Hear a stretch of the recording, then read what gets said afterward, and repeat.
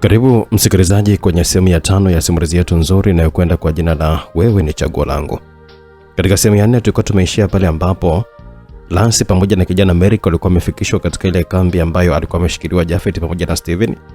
Japhet kama amepewa uongozi wa kuwa kwenye kikosi cha ulinzi wakati Steven akiwa yuko gerezani. Kutokana na kwamba nao walifika kwa mbwembwe pale wakizani kwamba wanaweza kuondoka kirahisi, basi nao walikwenda kutupwa gerezani. Walivyotupwa gerezani walikuwa wamemwona mtu. Na ndipo wakawa wanajiuliza atakuwa ni nani huyo. Kaka Merrick vile kimwelekezea mtu huyo ambaye naye baada ya kusikia kulikuwa kuna ujio wa mtu ndani ya chumba hicho ndipo alipoamua kuwageukia ili kuweza kujua ni akina nani hao tena waliokuwa gerezani. Kilichoendelea msikilizaji, basi twende pamoja katika sehemu ya 5. Imeandikwa na Japhet Rufungolo, inasimuliwa na director Owen kutokea hapa Simulizi Max. Unakuna ipata kupitia YouTube channel ya Simulizi Max, lakini WhatsApp 0677062012. Huko na kunapata simulizi zetu kwa uzuri sana kutoka hapa Simulizi Max. Tunaendelea tulipokuwa tumeishia msikilizaji. Mtu yule aliwageukia sasa wale watu ambao alisikia makelele yao, lakini hapo sasa ni kama mwili wa Merrick ulikuwa umepigwa na shoti hasa baada ya kugundua mtu aliyekuwa mbele yake alimfahamu kabisa na kuwa mwingine bali ni Steven mwenyewe. Hata Steven naye alikuwa hayaamini macho yake hasa baada ya kumuona Merrick pia. Unafanya nini hapa wewe? Aliongea vile Merrick kwa hasira huku sasa akianza kumrushia makonde Steven ambaye kwa muda huo alionekana kukubali kipigo kile kutokana na kupata chakula kidogo. Hivyo hata mwili wake ulikuwa unakosa nguvu ya kupambana na Merrick kabisa. Merrick unafanya nini, mbona mpiga? Aliongea vile Lance huko akaonekana kumzuia Merrick baada ya kuonekana kuleta sana fujo kuliko kawaida. Japo kwa upande wake Merrick mwenyewe hakuwa akisikia kitu chochote zaidi ya kuendelea tu kumshushia kipigo Steven. Merrick ni nani? Aliuliza vile Lance. Huyu ni Steven, mfanyakazi wa Emiri. Alikuwa ameongea vile Merrick huko kana mgeukia Lance ambaye naye baada ya kusikia maneno yale alijikuta akiwa anashika mdomo wake kana kwamba hakuwa akiamini maneno ya Merrick, maana alijiuliza inawezekanaje Steven kuwa sehemu kama ile na vipi kuhusu Jay. Merrick usimpige, maana ana mengi ya kutueleza kuhusu Jay. Aliongea vile Lance huko anashika mikono ya Merrick ambaye alikuwa ameamua kumgeukia Steven ambaye alikuwa yuko pale akiwa chini na ugulia maumivu yale huku akiuguza pua yake iliyokuwa inatoa damu kwa muda huo. Haya, niambie Jay yuko wapi? Sema kabla sijamwaga huo tumbo wako. Alikuwa ameuliza vile Merrick akimkazia macho Steven kuashiria hakuwa na utani hata punje kabisa. Jamani, nitasema kila kitu, msinipige. Alikuwa ameongea vile Steven huko akiwa na jikalisha vizuri pale chini na aliona ni heli tu kuambia ukweli, maana kama angejifanya kwamba nunda basi ni kweli kabisa kifo kilikuwa mbele yake kikinabisha hodi tu. Tuambie, Lance alisikika akiwa anaongea vile huko akionekana kuwa na shauku ya kujua kila kitu mpaka kufa kwake Jay ilikuwaje. Jay yuko hai na anaishi hapa pia. Aliongea vile Steven, maneno ambayo alikuwa amemfanya Lance kupagawa kabisa, eti kwamba Japhet alikuwa hai na kwamba alikuwa anaishi hapo pia. Yani kiaje? Yani ile hali Merina aliambiwa na Emilia kwamba Japhet tayari amekwisha kufa. Una uhakika na unachokisema wewe, Sublimwenye? Lance alikuwa ameongea vile kwa akionekana kukunja sura yake, maana aliona sasa Steven alikuwa analeta masiara kabisa muda huo ambao wao walikuwa wako serious. Jamani, nina uhakika na mimi mwenyewe nimemwona na hakufa kama unavyohisi nyie, na hata mimi sikuamini kabisa hata kama alikuwa yuko hai, maana ni kweli kabisa tulimmaliza. Sawa, na mpenzi wangu yuko wapi? Akauliza vile Merrick. Yupo katikati ya mji kwenye makutano, kuna ghorofa moja pale. Maneno yale Steven alikuwa amemfanya sasa Merrick kuchomoa rabani iliyokuwepo kwenye mfuko wake na kumkabidhi Steven kwa ajili ya kuiangalia na kuonesha kile alichokuwa anakizungumza.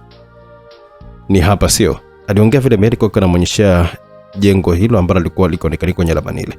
Ndio, ni hapo. Aliongea vile Steve. Ni mzima si ndio? Ndio, ni mzima na lengo la kumteka ilikuwa ni kukunasa wewe, lakini naona mambo yalikuwa mengi. Asante sana Mungu, hatimaye nitampata mpenzi wangu kwa mara nyingine tena. Alijisemea tu vile Merrick yuko sasa kutabasamu likionekanika kutanda usoni mwake. Merrick, unajua siamini kama sisi sote tumefanikiwa kwa kiasi kikubwa namna hii. Ilikuwa ni sauti ya Lance akiwa anaongea vile kwa kimtazama Merrick ambaye naye alionekanika kuwa na furaha sana kwa zile taarifa. Mimi pia Lance. Na Mungu ni mkubwa, maana mpenzi wako ni mzima na kwangu pia. Nishajua mahali alipo. Kilichobaki ni kutafuta tu njia ili tuweze kuondoka hapa. Aliongea vile Merrick. Sawa, lakini nahitaji kuona na Jay ili niweze kuamini haya maneno kama ni kweli ama ni yao. Alikuwa anataka kuongea vile Lance, lakini kabla hajamaliza maneno yale, mara Steven naye alidakia mazungumzo yale. Msisubutu kutoka nje, msituni kuna mitego mingi sana. Ni ngumu kutoroka. Aliongea vile Steven. Cha msingi tuambia ukweli na nina furaha sana kusikia Jay ni mzima na nikishamuona tutatoroka wote. Aliongea vile Lance. Sawa, ila huyu mpuzi tunamfanya nini sasa? Aliuliza vile Merrick. Kwa sasa hivi tupange tu namna ya kutoroka humu, alafu mengine ni mbele ya safari. Aliongea vile Lance huku sasa akiwa anakumbuka mara ya mwisho alimwahidi Janet kwamba atamtumia hela ya matumizi, na ndipo alipoamua kuangalia mfukoni simu yake, lakini sasa simu haikuwepo.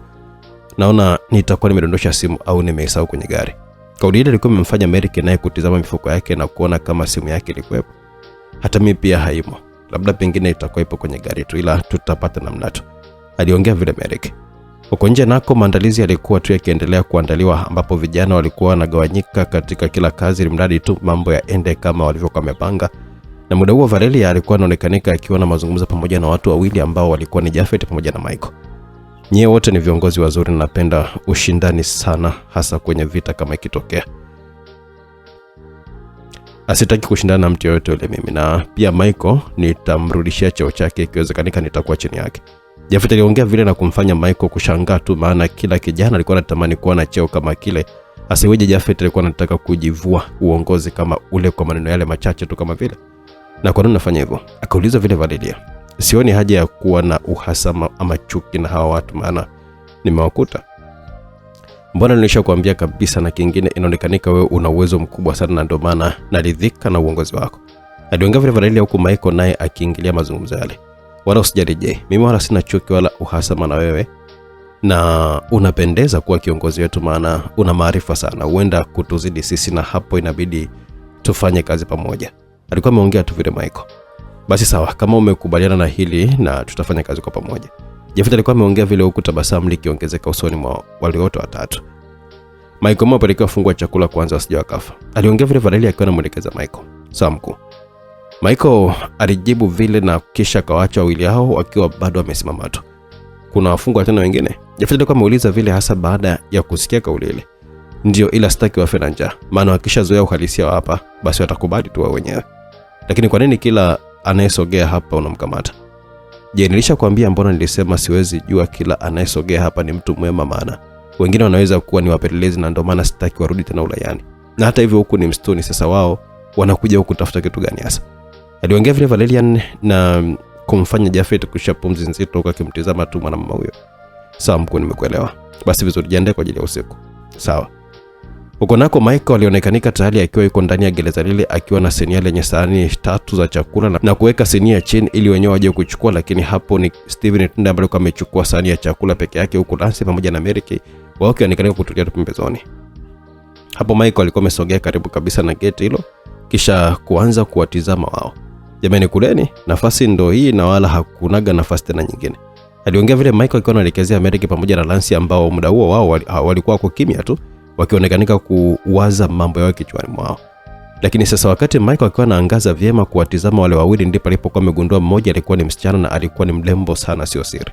Oh mrembo, chukua basi chakula ule. Akaongea vile Michael kwa kanazidi tu kumtizama Lance.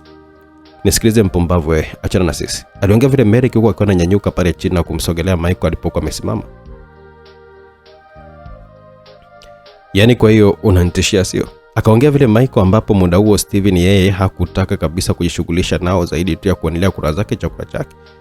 Sikutishii, ila kama wewe ni mwanaume basi tupambane. Aliongea vile Merrick.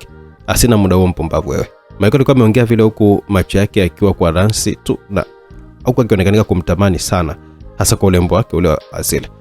Na wewe mdada, naona uko na vitu vyangu kabisa wewe. Yaani natumaini leo usiku utakuwa kiburudisho changu, kwa hiyo mrembo jiandae. Hapo Michael alikuwa ameongea vile na kisha kuondoka, huku sasa moyoni Lance akiwa anapata hofu sana, hasa kwa ile kauli ya Michael. Merrick, nitafanya nini sasa mimi na vipi kama utanifanyia mambo ya ajabu mimi? Alikuwa ameongea vile Lance, huku muda mwingine alikuwa akijilaumu kwa nini alikuwa amekuja huko msituni. Hapana Lance, lakini kumbuka na Japhet naye yuko hapa.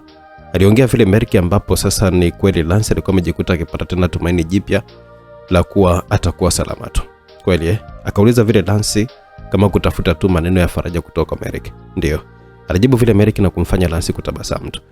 Huko nako sasa nje maandalizi yalikuwa yakipamba moto, ambapo vijana walikuwa wanajituma tu kwenye kuhakikisha kila kitu kinakuwa sawa, ambapo muda huo alionekanika Japhet akiwa juu ya mti mmoja uliokuwa pembeni kidogo ya uwanja ule, huko akionekanika kuwa ni mtu mwenye mawazo fulani, lakini ghafla alishtuka baada ya kuguswa bega na mtu kwa nyuma. Hapo sasa baada ya kugeuka alimkuta Valeria akiwa anamtizama tu pale chini, maana mtu wenyewe haukuwa mrefu sana, na alipogeuka kutizama pale uwanjani hakika palikuwa pamependeza sana, maana palikuwa panavutia sana kusema ukweli. hasa magari ya kifahari yaliyokuwa mara pale. Karibu, aliongea vile Jafet. Asante, ila unaonekana kama hauko sawa, kuna shida kwani? Akauliza vile Valeria. Nimekumbuka sana ndugu zangu, sio siri. Aliongea vile Jafet kwa kumtizama tu na mama huyo ambaye ametokea kumzoea sana kuliko hata alivyokuwa amepaswa, maana ilikuwa ni mtu mkubwa sana pale kambini. Upasi kukumbuka ya zamani, jaribu maisha mapya bila wao. Sasa hayo maisha unayojaribu kunilazimisha, kwa kweli sina moyo wa kuweza kuyakabili, maana sijaondoka nyumbani kwa kukimbizwa. Nawezaje kuwa sawa sasa? Je, wewe ni mwanaume imara sana, na hili ni jambo dogo sana kwako. Niamini unaweza. Hapana. Inamaanisha kwamba unahofia kwamba nitatoa siri zako huko nje na kuja kukupa kwenye mali zako? Hapana, sio hivyo. Ni kitu gani sasa kama sio hicho? Ina maana kwamba ni kama bado uniamini kabisa. Na kumbuka, kama ningelikuwa na huo mpango wa kutoroka, basi leo ingelikuwa ni siku yangu, maana tulitoka nje kwenda kutafuta amani mimi na kikosi changu. Lakini ona, si ni mimi hapa bado nimejirudisha tu mwenyewe. Hapana, mimi simaanishi kwamba sikuamini wewe, maana unaonekana ni mtu mzuri tu. Basi niache niondoke sasa. Akambi yangu bado inakuhitaji sana, tena sana tu. Huwezi kuondoka je? Na hapa ndio nyumbani. Kama ni familia utaanza nayo ukiwa hapa hapa. Kama ni wanawake utawapata hapa, kama ni pesa zipo, lakini siwezi kukuruhusu ondoke. Na kwanza leo ni siku nzuri, hebu usijaribu basi kujaribu tafadhali. Aliongea vile Valerian. Sawa mkuu, nimekuelewa. Alijibu vile Jafet, japo ilikuwa ni kinyonge sana, ambapo Valerian naye aliondoka zake tu kuendelea na mipango yake siku hiyo. Utanisamehe sana Valeria, hapa siwezi kukaa sana, na siku nikipata nafasi nitaitumia. Ajisemea tu vile Jafet tu kwa akiwa anaungana na wenzake ambao tayari walikuwa wakianza kuburudika na sherehe ile, ambapo ilikuwa ni majira ya saa 12 za jioni tayari. Turudi hospitalini ambapo tayari majibu ya Daniel yalikuwa tayari yameshatolewa, na alionekanika daktari akitoka nje ya chumba, lakini hapa kaonekanika kijana mmoja akiwa nje ya chumba hicho akiwa anasubiri majibu. Simama daktari, vipi hali ya mgonjwa? Aliuliza vile kijana yule huku akiwa anaonekanika kuwa na wasiwasi sana. Wewe ni nani yake? Akauliza vile daktari. Mimi ni ndugu yake, na maanisha kaka yake, naitwa Ezeli. Alikuwa ameongea kijana yule huku akiwa anamtazama daktari huyo. Ezeli, pole sana kwa taarifa hizi, itabidi tujikaze moyo. Alikuwa ameongea vile daktari huyo huku akiwa anamshika mabega bwana mdogo Ezeli. Unamaanisha nini kusema kama hivyo daktari? Dada yako tumejaribu kufanya kila tunaloweza, lakini tumeshindwa. Dada yako amefia njiani akiwa anaitwa hapa. Aliongea vile daktari huyo, maneno alikuwa amemfanya sasa Ezeli kushikwa na uchungu sana kwa taarifa kama zile. Dada Melina, ina maana kwamba amefariki daktari? Ezeli alikuwa ameuliza vile kama kupata uhakika zaidi.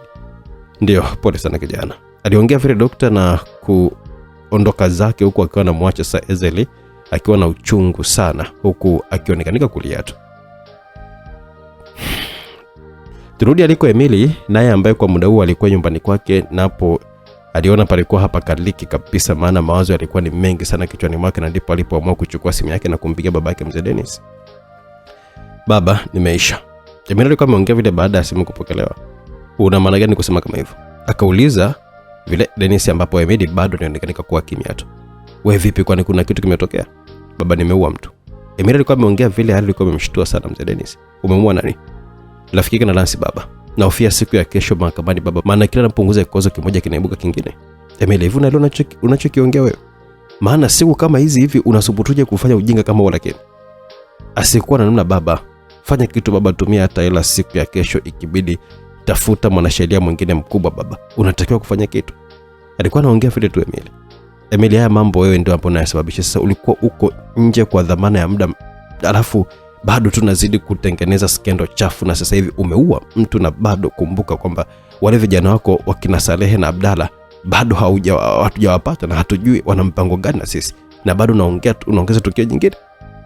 Lakini baba, kabla Emily hajamaliza kuongea, mzee wake alimwahi. Emily, hakuna namna mwanangu, umefanya mambo mengi sana, na kesho ni siku ya mahakama. Huna pa kukimbilia, na kwa sasa hivi pesa haziwezi kabisa kutusaidia, na wewe mwenyewe unajiona kabisa kwamba unahatia. Sasa hapo unatokaje? Cha kufanya sasa hivi tulia tu, na kesho ikibidi ujiandae kwa lolote. Aliongea vile mzee Dennis. Ina maana baba unanitoa kafara mzima najiona wala sio hivyo. Sasa niambie nifanye nini, na ushahidi upo mahakamani, ama nigeuke mchawi nikabadilisha matokeo sio? Alikuwa ameongea vile mzee Dennis, ambapo muda huo Emily aliona tu kama baba yake alikuwa anamkandamizia misumari kichwani zaidi, kutokana na kwamba hakuwa upande wake. Sawa baba.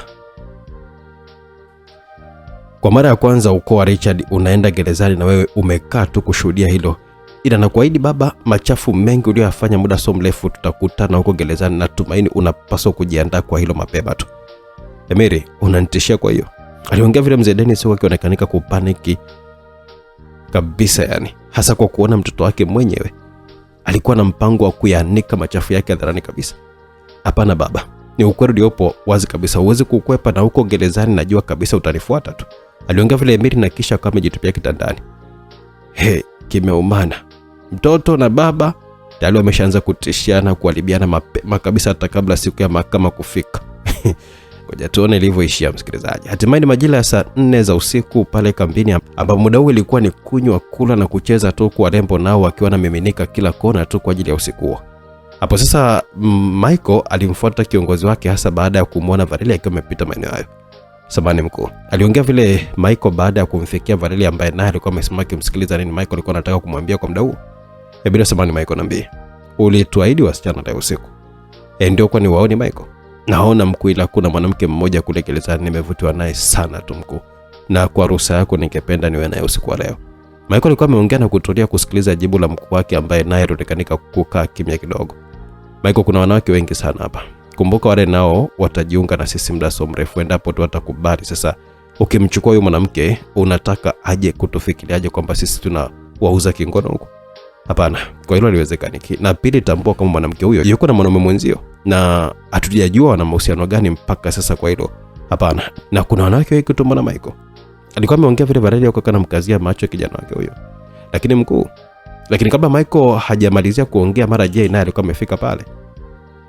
Samani mkuu, kuna wageni wako getini, tunaweza kuwaruhusu? Alikuwa ameongea vile Jafet akiwa anamwelekeza Valeria. Nimewapa mwaliko pia, waruhusu tu Jay, maana ni washirika wangu kibiashara. Sawa mkuu. Jafet alikuwa amejibu vile na moja kwa moja alikuwa ameondoka zake na kuelekea getini. Natumai umenielewa Michael. Aliongea vile Valeria akiwa anamwelekezea Michael. Ndio mkuu, nimekuelewa. Michael alijibu tu vile, huku moyoni mwake hakuwa ameridhika kabisa na majibu ya kiongozi wake, hasa kutokana na matamanio aliyokuwa nayo dhidi ya Rance. Nitamchukua leo usiku, alijisemea tu vile moyoni, huku tabasamu nalo likianza kujijenga kuashiria ushindi ulikuwa ni wake tu.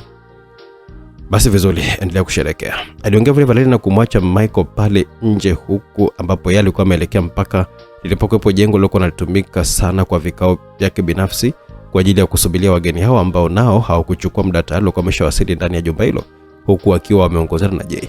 Wao ni furaha iliyoje kuitikia wito wangu. Alikuwa ameongea vile Valeria huko akiwa anawakaribisha wageni wale ambao kusema ukweli kutokana na mavazi yao basi litosha kusema walikuwa ni wafanyabiashara, hasa kwa magari kwa mengi nayo tu pale. Hapo Jafet sasa baada ya kuhakikisha wageni wale hawakuwa na shida, aliamua kuondoka zake, lakini kabla hajatoka alishangaa kusikia akiitwa na kiongozi wake Valeria. Je, nitamani kama wewe na Michael mkiwa mezani hapa itapendeza sana, maana nataka niwatambulishe kwa wageni wangu, pia waite na viongozi wengine waje. Sawa mkuu, alitikia tu Jafet na kuondoka zake, ambapo baada ya kufika kwenye umati ule wa watu walianza kuwatafuta viongozi wale waliohitajika kutoka kwenye vikosi tofauti tofauti akiwemo Michael pia, ambapo nao walikuwa wameanza kuelekea huko baada ya kupatiwa taarifa kwamba walikuwa wanahitajika na kiongozi wao, huku wakiwaacha wengine pale wakiendelea tu kufurahia sherehe ile kabambe sana. Kuna nini tena? Akauliza vile Michael baada ya kumsogelea Jafet. Hakuna kitu, ila nimeambiwa tu ni kutambulisha na kufahamiana na wale wageni wake. Kumbe mimi nikajua kuna jambo baya labda tumefanya. Alikuwa ameongea vile Michael kwa matani na wote wakacheka tu. Tayari sasa wote walikuwa wameelekea mezani wakiwa wameketi pamoja na wageni wale. Bivali na vijana wazuri sana wenye nguvu sana, na imani kwamba tutafanya kazi nzuri sana siku zijazo kupitia vijana wako. Aliongea vile mgeni mmoja kati ya wale wageni watatu waliokuwa wamewasili pale, ambaye yeye alifahamika kama David. Wala usijali David, naamini sana vijana wangu na kuhakikishia hakutakuwa na kazi itakayoharibika. Aliongea vile Valeria huko akiwa anachukua glasi ya wine na kuanza kuinywa kwa madaha kabisa, huku miguu yake ikiwa imekunja nne. Safi sana, napenda sana msimamo wako, aliongea David ambaye naye alikuwa amechukua glasi ya wine na kuanza kunywa. Nitawekeza asilimia zangu 50 kwenye kampuni ya kuimarisha mifumo ya kibiashara na hauna unaje Valeria, aliongea mgeni wa pili ambaye huyu alijulikana kama Baraka. Hakuna shida Baraka, asilimia zako zitakuwa na faida kwetu sote, hivyo na wasikiliza tu nye kwa sasa. Wala hakuna neno hapo, mimi na David pia tutatoa asilimia 50, maana sioni kama kuna cha kusubiria tena, aliongea vile mgeni wa tatu aliyejulikana kama Christopher.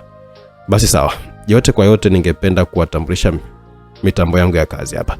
Valeria ameongea vile na kuanza utambulisho ule ambapo baadaye alikuwa ameshamaliza kuwatambulisha vijana wake karibia wote, na muda huo walikuwa wakipata tu chakula na kufurahia usiku ule. Na kusema kweli majira yalikuwa yameenda sana, ambapo tayari ilikuwa yapata majira ya saa 6 za usiku ndipo Michael alipokumbuka jambo lilokuwa akitaka kulifanya juu ya binti yule wa gerezani. Hivyo alinyanyuka mahala pale na kumsogelea mkuu wake. Samahani mkuu, naweza kuungana na wenzangu nje? Aliongea vile Michael na kumfanya Valeria kukumbuka kumbe alikuwa amewabana vijana wake kwa kukaa nao tu mule ndani, ili hadi aliwaahidi mwenyewe kwamba kutakuwa na wasichana kwa ajili yao. Basi mnaweza kuondoka tu vijana wangu, siku ni wenu sasa, ila msijisahau ulinzi ni jukumu la kila mmoja wetu hapa ndani. Aliongea vile Valeria na kuwafanya vijana sasa wakutoke mle ndani ya jumba lile la kifahari na kuelekea nje kwa ajili ya kufanya tu kile ambacho kila mtu alikuwa anakiwaza ukifanya kwa usiku. Lakini sasa kwa upande wa Jay, yeye alionekanika kuwa na mawazo yake tu, hasa kauli ya mkuu wake kuwa pale ndio alikuwa amefika na atakaa milele. Basi ilikuwa inamchanganya kichwa kabisa na hakutaka hata kuwa na msichana kwa siku hiyo. Hivyo aliamua tu kujitenga na kwenda kukaa kwenye kona moja ya nyumba iliyokuwa iko sehemu fulani na kujilaza huko akiwa anatazama tu angani. Huko nako Michael alionekana kuingia ndani ya gereza lile ambalo huko alitarajia kukuta wakiwa wameshalala zao, lakini alimkuta Merrick yeye akiwa yuko macho tu, huku chakula cha toka mchana kilikuwa kiko pale pale tu, ambapo muda huo Lance alionekana kusinzia huko akiwa ameegemea begani Merrick. Leo namchukua mke wako, aliongea vile Michael sana kuamuru walinzi waingie kwa ajili ya kwenda kumchukua mwanamke yule. Hapo Merrick alijaribu kupigana nao wale walinzi ambao kwa idadi walikuwa 6, lakini akaonekana kuzidiwa hasa kutokana na uchovu na wingi wao. Pia alikuwa ameshindwa kufanya chochote, ambapo muda huo Michael aliona kama wenzake wanamchelewesha, ndipo alipomsogelea Lance na kuanza kumvuta, ambapo muda huo Lance ndo alianza kufumbua macho kutoka usingizini, hasa baada ya kusikia vurugu kutemle ndani. Nimesema niache. Lance alikuwa ameanza kulalamika vile baada ya kuona Michael alikuwa akimvuta kwa nguvu kunako kila alipojaribu kuwazuia wale walinzi.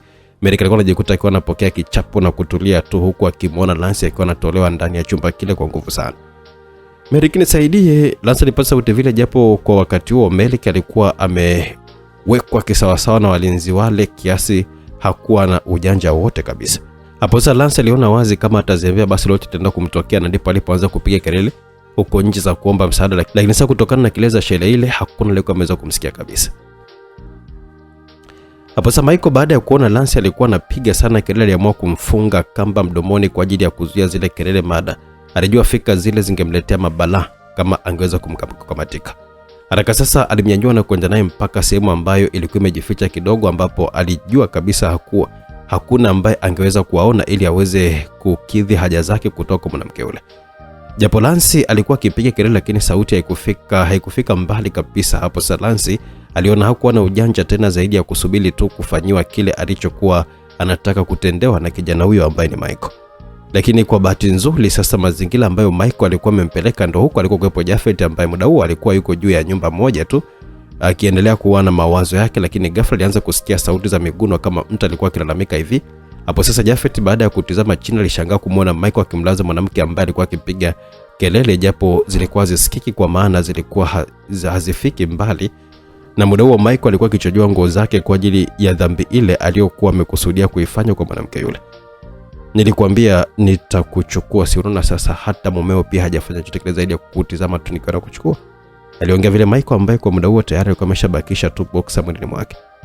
Anafanya nini huyu? Jafet alijisemea tu vile moyoni mwake na kujikuta sasa anaruka kutoka kule juu ya jumba hilo ambalo huko juu kulionekanika kuwa na kibalaza na kusababisha kishindo pale chini kilichomfanya Michael kushtuka pale, hali iliyokuwa imefanya sasa kugeuka na kumtazama alikuwa ni nani huyo mtu.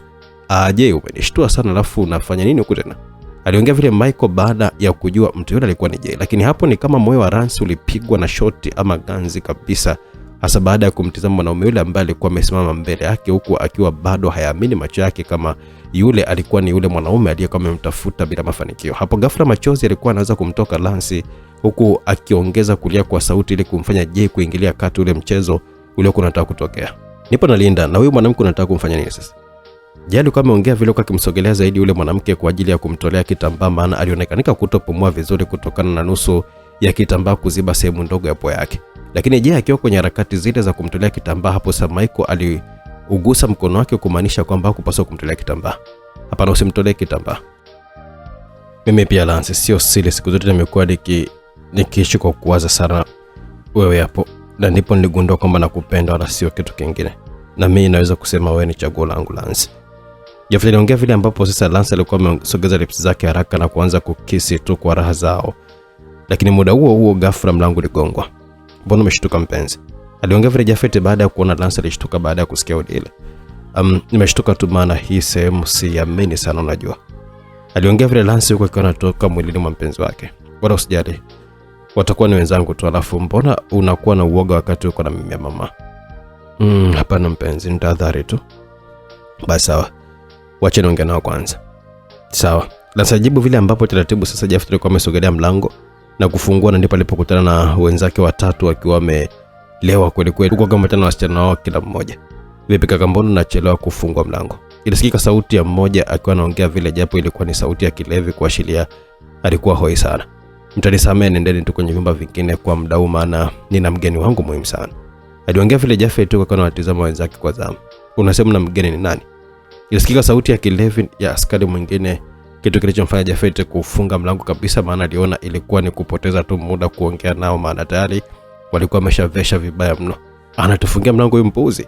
Walianza kulama tu pale nje kwa kitendo cha kufungiwa mlango, hali ilikuwa imefanya Jafet kutaka kurudi kufungua mlango ili kuwaweka sawa adabu maana ilikuwa ni kosa kumsema vibaya kiongozi wako, lakini Lance ni kama nitambua hilo nalaka sana kama mzee kumshika mkono.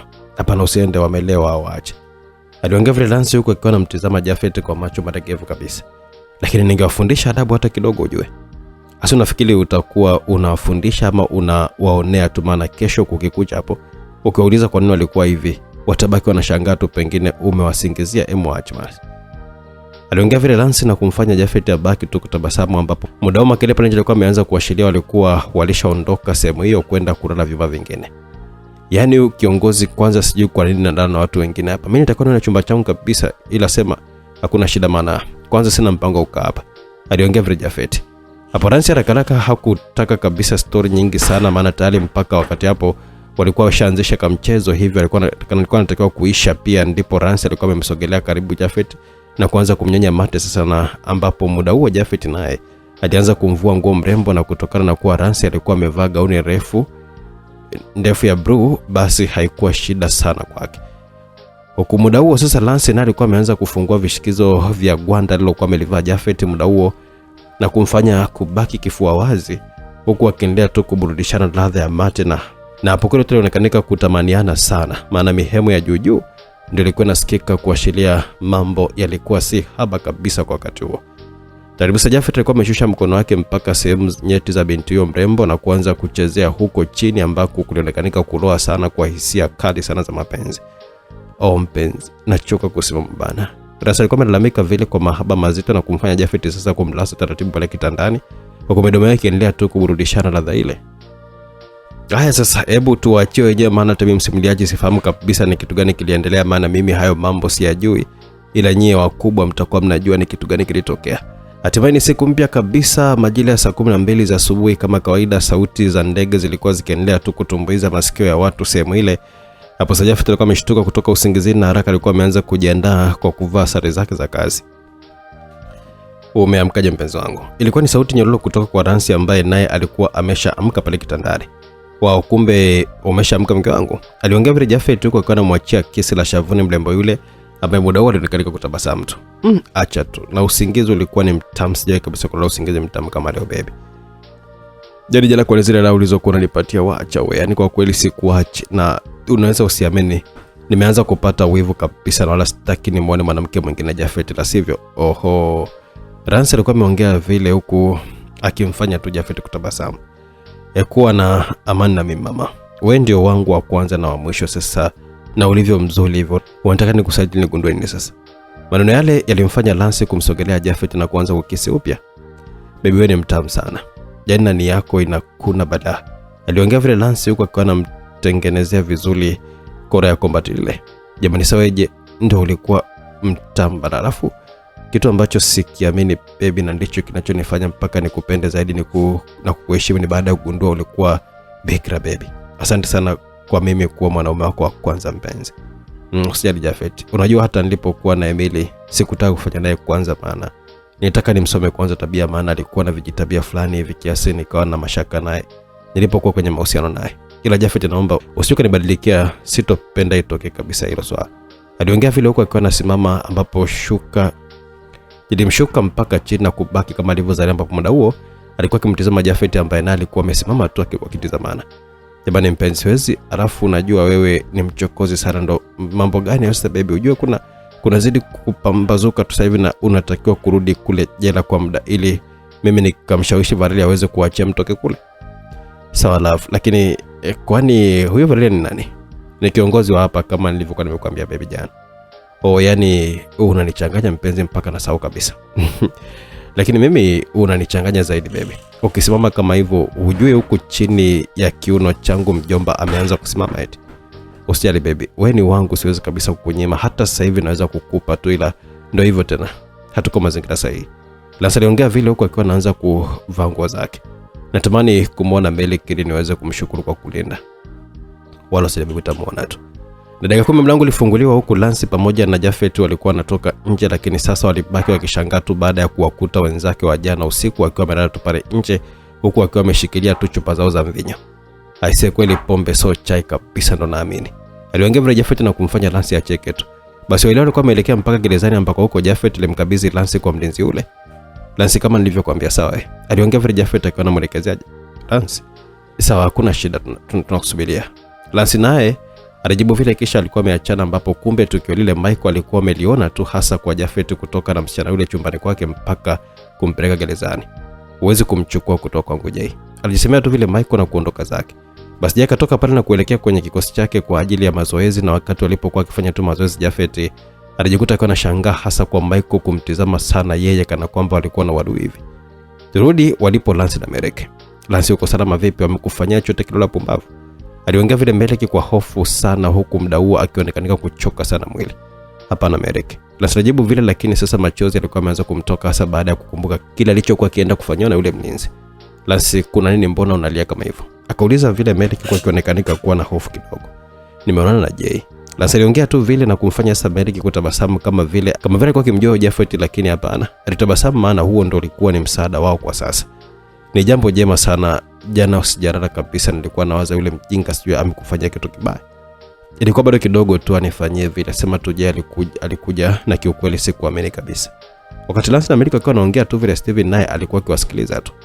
Najilaumu sana kwa kazi chafu nilizowahi kuzifanya huko nyuma.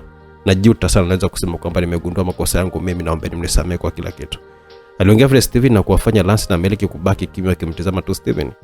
Una maana gani kusema hivyo? Akauliza vile Merek. Nataka kuwa mtu mwema kuanzia sasa, na nimechoka kumwaga damu za wasiokuwa na hatia. Nataka kuishi kwenye njia sahihi, na nataka kuanzia sasa hivi sote tuungane na kuwa kitu kimoja. Alikuwa anaongea vile Steven akiwaelekezea Lance pamoja na Merek. Nitayaaminije maneno yako, au unatumia hii njia ili tutoroke wote? Akauliza vile Merek akiwa anamkazia macho Steven. Niamini, na pia nafahamu sehemu alipo mwana, najua ramani mnayo, lakini mimi nitakuwa ni bora zaidi ya hiyo ramani. Kama nitatoka salama huko ndani, basi mtampata akiwa hai. Haya bwana. Steven naye ameamua kubadilika tabia. Je, unahisi ni kweli ama ndo mbinu za kuwachota tu akili ili aweze kutoka sehemu ile? Tuendelee na simulizi yetu msikilizaji. Unamwamini huyo? Akauliza vile Lance. Inabidi tu Lance, kumbuka tunaongelea uhai wa mtu hapa. Alijibu vile Merek akiwa anamtazama Steven kwa muda. Niamini jamani, aliongea Steven kwa kusisitiza vile. Wewe umefanya mambo mengi mabaya, ni ngumu sana kubadilika, hasa kwa muda mchache hivi. Aliongea vile Lance huko akiwa anamtazama Steven. Jamani, kama nilivyowaambia, mimi ndo najua alipo mtu wenu kuliko hata hiyo lamani. Sasa ni juu yenu kama mnaondoka na mimi au la, na kama nitatoka hapa nitaenda mbali na huu mji kuanzisha maisha yangu, na wala sioni haja ya kuwadanganya bana. Hebu fikirieni hilo. Aliongea tu vile Steven na kugeukia pembeni, akiendelea kupumzisha tu mwili wake ili kuacha sasa wawili wale kutafakari swala lile. Sawa, lakini kama utafanya kitu chochote kile hatarishi, basi ujue na wewe pia upo hatarini kabisa, na ndo tunakuambia ujue mapema. Aliongea vile Lance kumwelekezea Steven ambaye muda huo alikuwa amewategea tu mgongo. Sawa, hakuna shida. Alijibu vile Steven bila ya kuwatizama wenzake, na huku nje nako tayari mazoezi yalikuwa yamalizika na kila askari alikuwa ametawanyika kwa ajili ya kupata vifungua kinywa. Vipi kaka, mbona macho kwangu sana? Akaongea vile Jafet akimwelekezea Michael ambapo kwa muda huo walikuwa wakitembea. Hapana, hakuna kitu, alijibu Michael. Sio kwamba kuna chochote au shida, labda maana naona kuna kitu hakiko sawa. Hapana, kila kitu kiko sawa. Michael alikuwa ameongea vile na kuondoka zake uwanjani pale. Nitakufuatilia na najua kabisa wewe huwezi acha mipango yako. Alisema tu vile Jafet yuko akitabasamu tu. Moja kwa moja Michael alielekea katika lile gorofa la kifahari kwa ajili ya kukutana na Valerian. Mkuu, unaweza kuongea na wewe?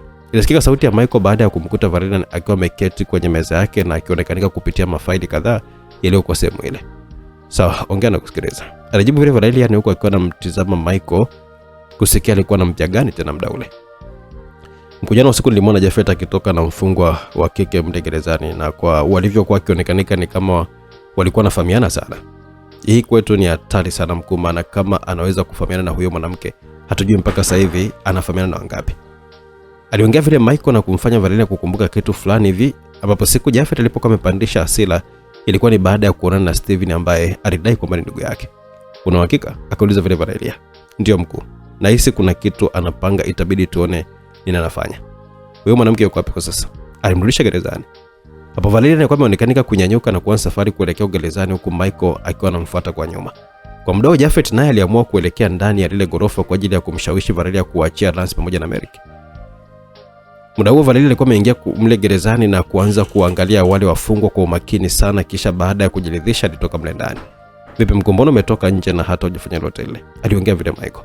Tulia Michael, kama unataka kumkamata mwizi inabidi utumie akili sana, na kama nitaanza kuwahoji kuhusu Jay watashtuka. Na vipi kama Jay atakuja humo ndani, maana yeye watamuelezea kila kitu na hapo Jafet atashtukia mchezo, na ndo maana inabidi tutumie sana maarifa. Aliongea vile Valerian na kuanza kuondoka sehemu ile kurudi mjengoni kuendelea tuna mambo yake, ambapo muda huo Michael naye alimfuata tu kwa nyuma. Lakini ndani humo sasa Jafet alikuwa bado hajatoka, kwa maana ya kwamba alikuwa akimsubiria Valerian, lakini kwa nje alianza kusikia sauti ya Valerian pamoja na Michael zikisikika, kitendo kilichomfanya Jafet kujificha kwenye kona moja ya ukuta uliokuwa mle ndani kwa ajili ya kusikia ni kitu gani Michael alikuwa amemletea mle ndani, maana hakuwa akimwamini tena Michael kutokana na kitendo chake cha kutaka kumbaka mpenzi wake na majinsi alivyokuwa akimtizama leo asubuhi kwa hasira ama kisirani hivi. Ni kweli inabidi tuone ni kitu gani Jay atafanya, maana nimemuona ni mtu wa tofauti sana toka jana. Aliongea vile Michael. Kwa maana hiyo unahisi Jafet atanisaliti? Aliuliza vile Valerian akiwa na keti kwenye meza huku Michael akibaka amesimama tu mbele ya meza ile. Bila shaka, ila tukubaliane tu kitu mkuu, maana hizi ni taarifa kabambe sana. Tutamnasa mitegoni Jafet, ila ningependa nimchukue mwanamke wake kama malipo ya hii taarifa. Aliongea Michael akiwa anamkazia kiongozi wake kusikia atasema kitu gani. Yaani hatari kufanya hivyo, kumbuka yule ana nguvu za kipekee na ndio maana alikushinda hata wewe. Sio kawaida kabisa ile. Na ulishajiuliza vipi kama akifanikiwa kututoroka hapa? Unafikiri atakuacha salama Michael? Aliuliza vile Valerian na kumfanya Michael kukaa kimya kidogo. Mkuu, hawezi kutoroka, huo uwezekaniko haupo endapo kama tutakuwa na ulinzi mkali hapa kambini. Sawa kama utakavyo, lakini mara hii tutakapokuwa tumemkamata basi atapaswa kufanya kazi ngumu kwenye machimbo ya migodi, na huko ndiko yatakuwa ni maisha yake yote. Pia andaa askari wa kutosha waende njia kuu kwa tahadhari ya mapema. Sawa mkuu. Aliongea vile Michael na moja kwa moja kama ameondoka mle ndani na kutoka nje kwa ajili ya kuiandaa kumkamata Jay endapo kama atatoroka hiyo siku. Jay, nimekukamata. Omba tu Mungu ugailishe mpango wako. Aliongea tu vile Michael na kuendelea safari yake. Wakati wa Jafet alikuwa bado amebaki kwenye kona ile ile, huku kichwani akiwa anawaza ni kwa namna gani mipango yao ya wao kumkamata ilipangwa sawia kabisa, kama tu endapo angefanya jaribio la kutoroka. Mungu, asante kwa kunipa hizo taarifa. Alijisemea tu vile moyoni Jafet alikuwa akisubiria tu Valerian aondoke sehemu ile ili naye apate nafasi ya kutoka nje, na kweli wala haikuchukua dakika Valerian akawa ameondoka pale na kuelekea zake katika chumba kimoja kile alichopenda kuhifadhi vitabu mbalimbali. Haraka sasa Jafet alipata nafasi ya kutoka mle ndani kwa umakini bila kuonekanika, lakini alipofika nje aliamua tena kurudi mle ndani kama alikuwa ndo anafika. Lengo lake lilikuwa ni kukutana na Valerian. Hapo sauti za viatu vyake vilimfanya Valerian kusikia ujio wa mtu mle ndani, na kwa kuwa siku hiyo hakukuwa na walinzi kwa ajili ya kupokea wageni na kuja kutoa taarifa kwake, basi ilimbidi yeye mwenyewe kutoka ndani ya chumba hicho kwa ajili ya kwenda kuonana na mtu huyo ambaye alionekana kuingia mle ndani. Kidogo Valerian alishtuka, japo alijitahidi kuficha hisia zile za mshtuko baada ya kumwona mtu ambaye walikuwa kimjadili muda so mrefu akiwa huko mle ndani. Oh, Jafet, karibu. Aliongea vile Valerian huko akawa anamtazama Jafet kwa uso wa tabasamu kabisa, ambapo Jafet naye alitabasamu vile vile. Asante, ila samani mkuu. Aliongea vile Jafet. Bila samani, sema tu. Nimepanga kutoka na kikosi changu kuelekea msituni kuwinda wanyama na kuimarisha ulinzi. Hivyo kama ni vyema ningependa uniruhusu kwenda na gari moja. Maneno yale tayari Valerian alikuwa yaelewa ni kitu gani mtu yule alikuwa anakimaanisha kabisa. Je, inakuamini sana na ndio maana na kuruhusu kutoka nje na najua uko uweze kufanya jambo baya, si ndio? Aliongea vile Valerian akakaa na mtazamo macho Jafet. Wala usiwe na wasiwasi mkuu. Nafahamu wajibu wangu. Sawa, chukua kikosi chako, lakini Michael hatakuwepo kwenye kikosi chako kwa maana kuna kazi nyingine atakuwa akifanya. Kauli Jafet naye kichwani alikuwa ameshaijua nini maana ya Michael kubakishwa pale. Sawa, hakuna shida, ila nitachukua askari wachache tu wa kwenda na msituni. Sawa, hakuna shida, alijibu vile Valerian, ambapo taratibu Sajali alikuwa ametoka mle ndani huku akimwacha Valerian akiwa anatabasamu tu kuashiria maneno ya Michael yalikuwa sahihi kabisa kuhusu mpango wa Jay kutoroka. Sasa unafikiri Jay atafanikiwa kutoroka ili hadi tayari Valerian na Michael wameshajua mpango wake na yeye anajua kama wanajua? Vipi kuhusu Rance, Merrick pamoja na Steven, nao walitoroshwaje? Labda ngoja tuangalie msikilizaji. Ilikuwa ni majira hayo ya asubuhi, sasa saa 2 tu, ambapo ni baada ya Jafet kupewa ruhusa ya kufanya kile alichokuwa amekiomba, ambapo sasa alionekanika kutoka mle ndani huko akiwa anamwacha tu Valerian mbali kwa kitabasamu tu moyoni, kwa kuona sasa ulikuwa ni wakati wake wa mtego, ili endapo tu kama mtu huyo atafanya jambo la kutoroka basi aweze kukamatwa mara moja. Hapo Jafet moja kwa moja alikuwa amenyosha mpaka kwenye gala la silaha, ambapo kwa nje alikukuta walinzi wawili, lakini hawakumzuia kufanya alichokuwa anakihitaji ukifanya, maana aliingia ndani ambako huko kulikuwa kuna silaha pamoja na sare za kambi ile. Inabidi nichukue sare pamoja na silaha, alisema tu vile Jafet huko akiwa anatizama sare zilizokuwa ziko mle ndani kwenye maboksi, huku zingine zikiwa ni mpya kabisa sijawahi kutumika. Na ndipo mwanaume aliamua kuchukua sare 3, na baada ya kuhakikisha kila kitu kilikuwa tayari, hapo alichungulia nje kama angeweza kufanikiwa kumwona Valerian au Michael, lakini hakuwaona kabisa. Watakuwa wamejificha tu sehemu, hawapo, zinabidi tu niwe makini sana, alisema tu vile Jafet, na kuchukua bastola 2 na kuzichomeka vyema kwenye sare zake na kutoka nje, ambako aliwapita tu wale walinzi ambao nao hawakuleta shida, maana walitambua Jafet, walimtambua na walijua kabisa alikuwa na ukaribu sana na Valerian, hivyo hata zile sare waliona ni sehemu ya kazi yake, hivyo hawakujaji kabisa. Lakini wakati kila kitu kinafanyika pale nje, Valerian pamoja na Michael walikuwa wako mle kwenye chumba kile cha kifahari wakitazama tu. Naona maneno yako yanaenda kutimia sasa, aliongea vile Valerian. Ndio mkuu, na tayari tumeshapeleka askari wa kutosha msituni kwa siri, na nadhani watakuwa wameshawasili tayari. Safi sana, andaa askari tuondoke kabla ya Jafet ili atukute huko mbele, fanya haraka sana, aliongea vile Valerian. Na haraka kweli Michael alitoka ndani ya jumba lile na kwenda kufanya alichokuwa ameelekezwa, na mambo yalikuwa yakifanywa tu vile ni ile kama Jafet alikuwa akiwatizama aweze kujua kwamba kila kitu kilikuwa sawa na wala hakuna aliyekuwa ameshtukiwa, ambapo Michael alikuwa ameingia ndani ya gari moja aina Land Cruiser na kulisogeza karibu kabisa na ile jumba. Na muda huo Valerian alikuwa ameonekana akitoka ndani ya jumba lake na moja kwa moja akaelekea katika gari lile akiwa na Michael kama dereva kuondoka zao, japo hawakujua mtaalamu alikuwa akitabasamu tu, kwa maana kila kitu anafanya alikuwa anajua kabisa alikuwa ni maigizo na wala hakukuwa na wa kutoka kwenda mahala zaidi ya kumuwinda tu yeye endapo kama atajaribu kutoroka. Lakini Jafet ameweza kutembea kuelekea gerezani, ambapo walinzi walikuwa tu busy kucheza karata pale nje. Hapo sasa Jafet baada ya kuingia ndani aliwakuta wenzake wakiwa wamezunguka tu mle ndani, kuashiria walikuwa kisubiri tu jiule. Jafet umekuja, aliongea vile Lance huko akiwa anaonyesha kutabasamu pana kumwona tena mwanaume yule. Ndio Lance, na hatuna muda mwingi sana hapa, vaeni wote hizi sare, aliongea vile Jafet huko akiwa anatoka kuelekea walipokuwa wale walinzi. Kikosi changu kiko tayari, naomba mkakiambie kije hapa na kisubiri, aliongea vile Jafet kuelekezea wale walinzi wawili. Sawa mkuu, alikuwa ameongea mlinzi huko akiwa anaondoka na kumwacha mwenzake pale. Na wewe sogeza gari la askari hapa, aliongea tena Jafet akiwa anamuelekeza mlinzi yule ambaye alikuwa amebakia, ambaye naye hakutaka hata kusubiri kuambiwa mara mbili zaidi, akawa ametoka zake sehemu ile na kuelekea huko alikokuwa ameelekezwa.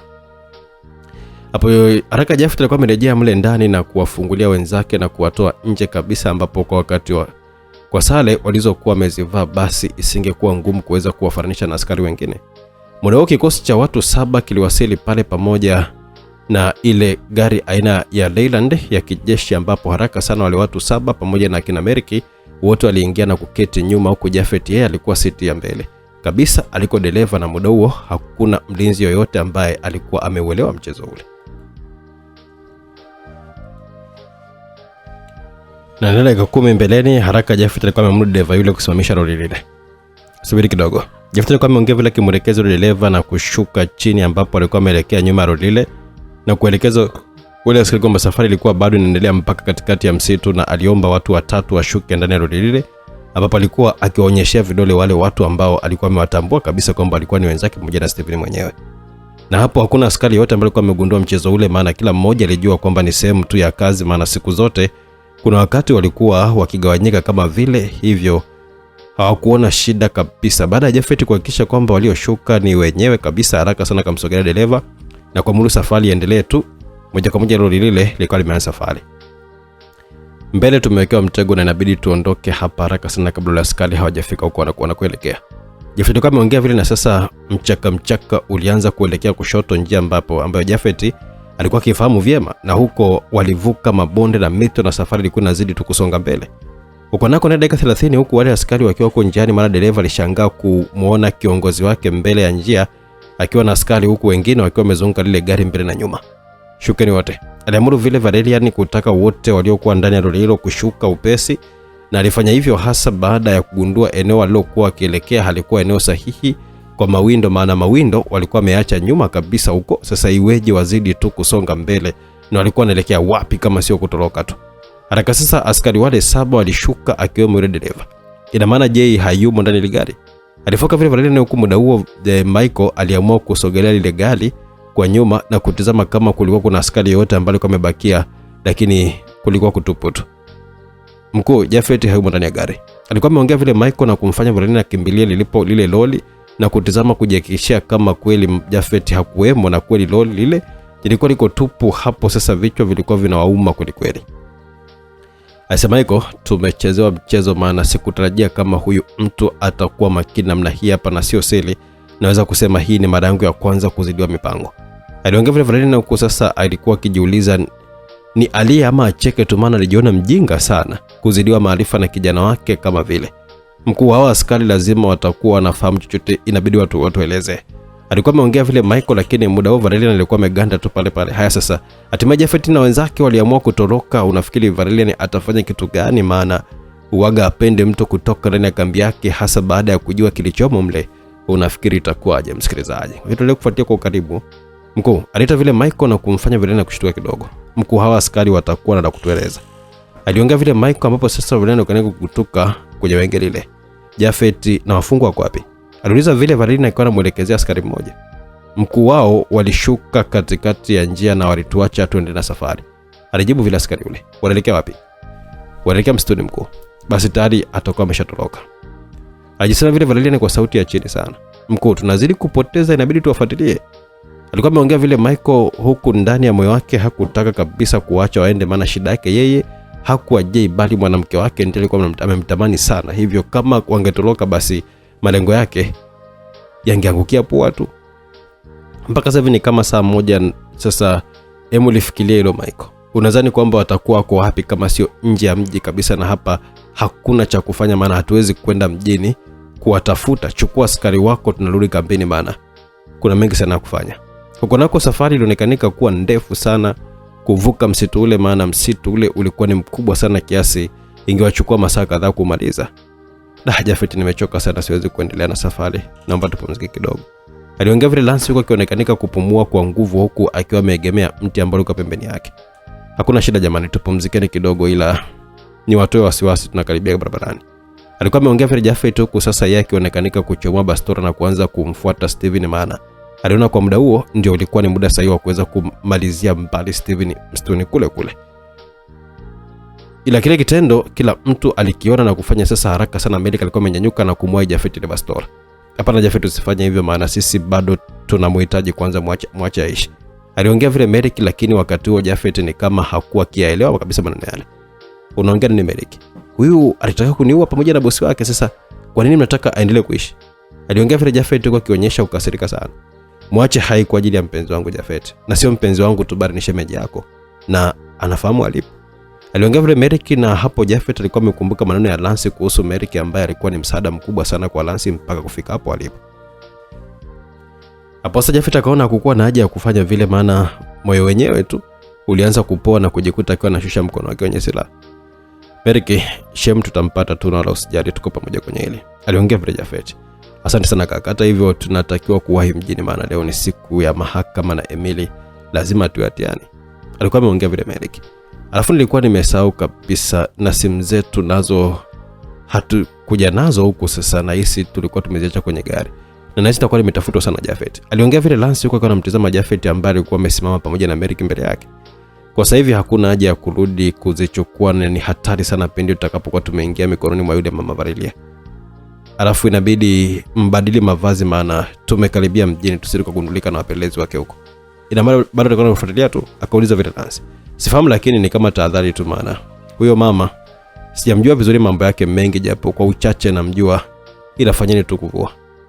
Aliongea vile Jafet, na kweli kabisa wote walikuwa wamezivua zile sare na kubakia na nguo zao za kawaida ambazo walikuwa wamezivalia ndani ya sare zile. Huko nako tayari Valeria naye alionekanika kuwasili pale kambini, ambapo moja kwa moja katika gerezani kwa ajili ya kuhakikisha kama kweli wafungwa wake walikuwa wametoroka kwenye gereza, na gereza lilikuwa litupu. Ndipo alipotoka nje sasa kwa ajili ya kuwahoji wale walinzi juu ya kilichokuwa kimetokea. Wafungwa wameenda wapi? Akauliza vile Valeria. Wapo ndani mkuu, alijibu vile mlinzi mmoja kati ya wale wawili, majibu yaliyomshtua sana Valeria kwamba imekuwaje wafungwa wametoroshwa na wao walikuwa hapo tu hapo. Una uhakika na unachokiongea kijana? Alidakia vile Michael. Ndio nina uhakika. Okay, hebu walete hapa nje. Aliongea vile Valeria na kuwafanya walinzi wale wawili kuingia ndani kwa ajili ya kuwatoa wale wafungwa nje. Toba, tumeisha. Ilisikika sauti ya mlinzi mmoja akishangaa tu vile, hasa baada ya kukuta gereza lilikuwa liko tupu kabisa. Asa mnalinda nini hapa eti? Akauliza vile Valeria akawa anawashtua walinzi wale wa mle ndani na kuwafanya kubaki kimya tu, wakiwa wamedua kabisa. Kusema kweli, sinaulizeni nyinyi wawili ama mlikuwa mnalinda matofali? Hapana mkuu, lakini wafungwa wote watatu walikuwemo ndani mkuu. Sawa, walikuwemo ndani, na maana unataka kusema kwamba wameyuka au wameota mbawa na kupaa bila nyewe kujua? Hapana mkuu, alijibu vile mlinzi mwingine, na hapo alikumbuka jambo lilokuwa limetokea hasa baada ya Jafet kufika na kuagiza kila mtu na kazi yake. Hapo sasa alikuwa ameamua kumuelezea Valeria kila kitu kilichokuwa kimetokea.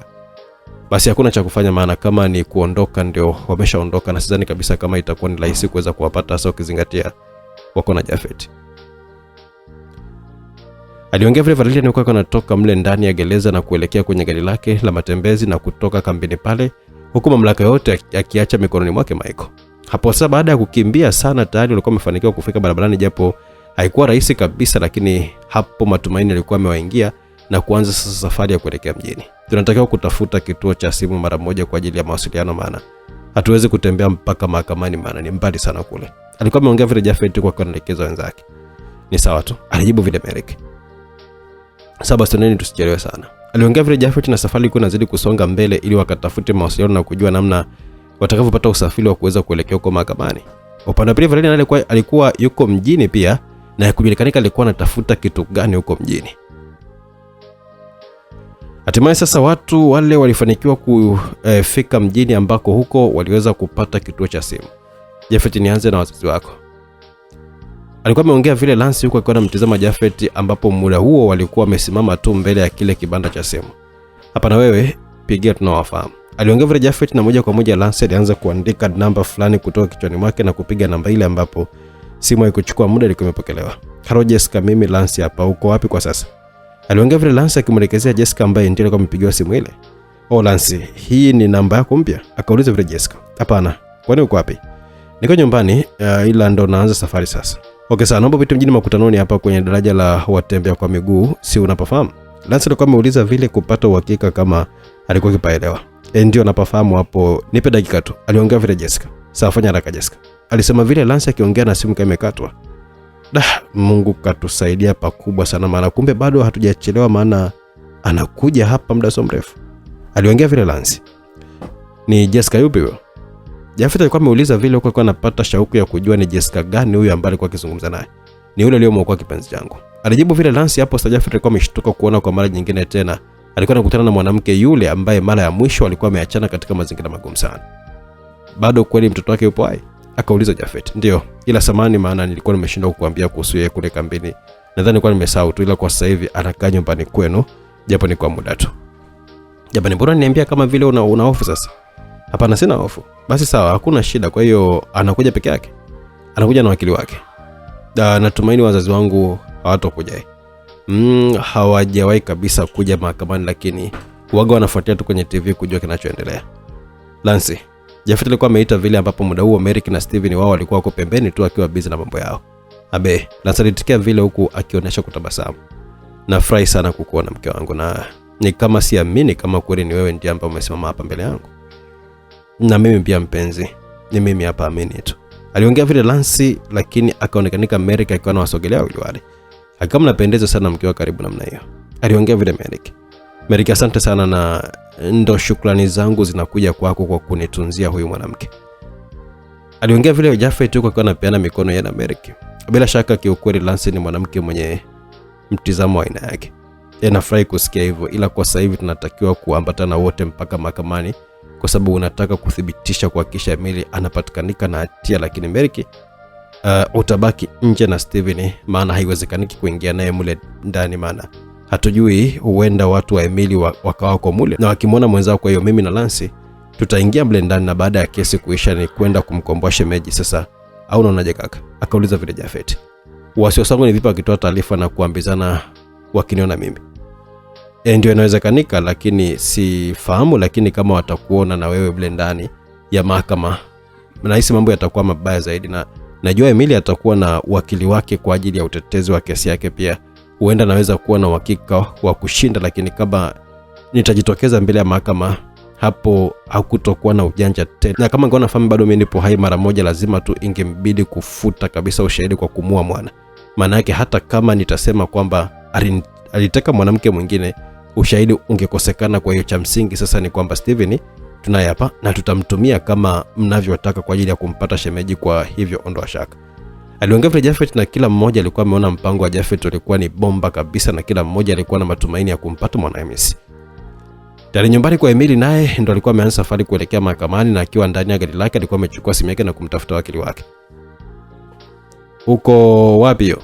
Akauliza vile Emily. Tayari nimeshafika mahakamani, nipo tunaandaa karatasi zangu hapa, alijibu vile Samson.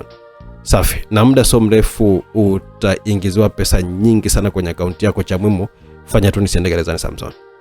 Emily, najua kazi yangu na wala usiwe na wasiwasi, niko upande wako, na kama ilivyo siku zote sheria ipo chini ya nyayo zetu, basi na leo itakuwa hivi wetu uliatu.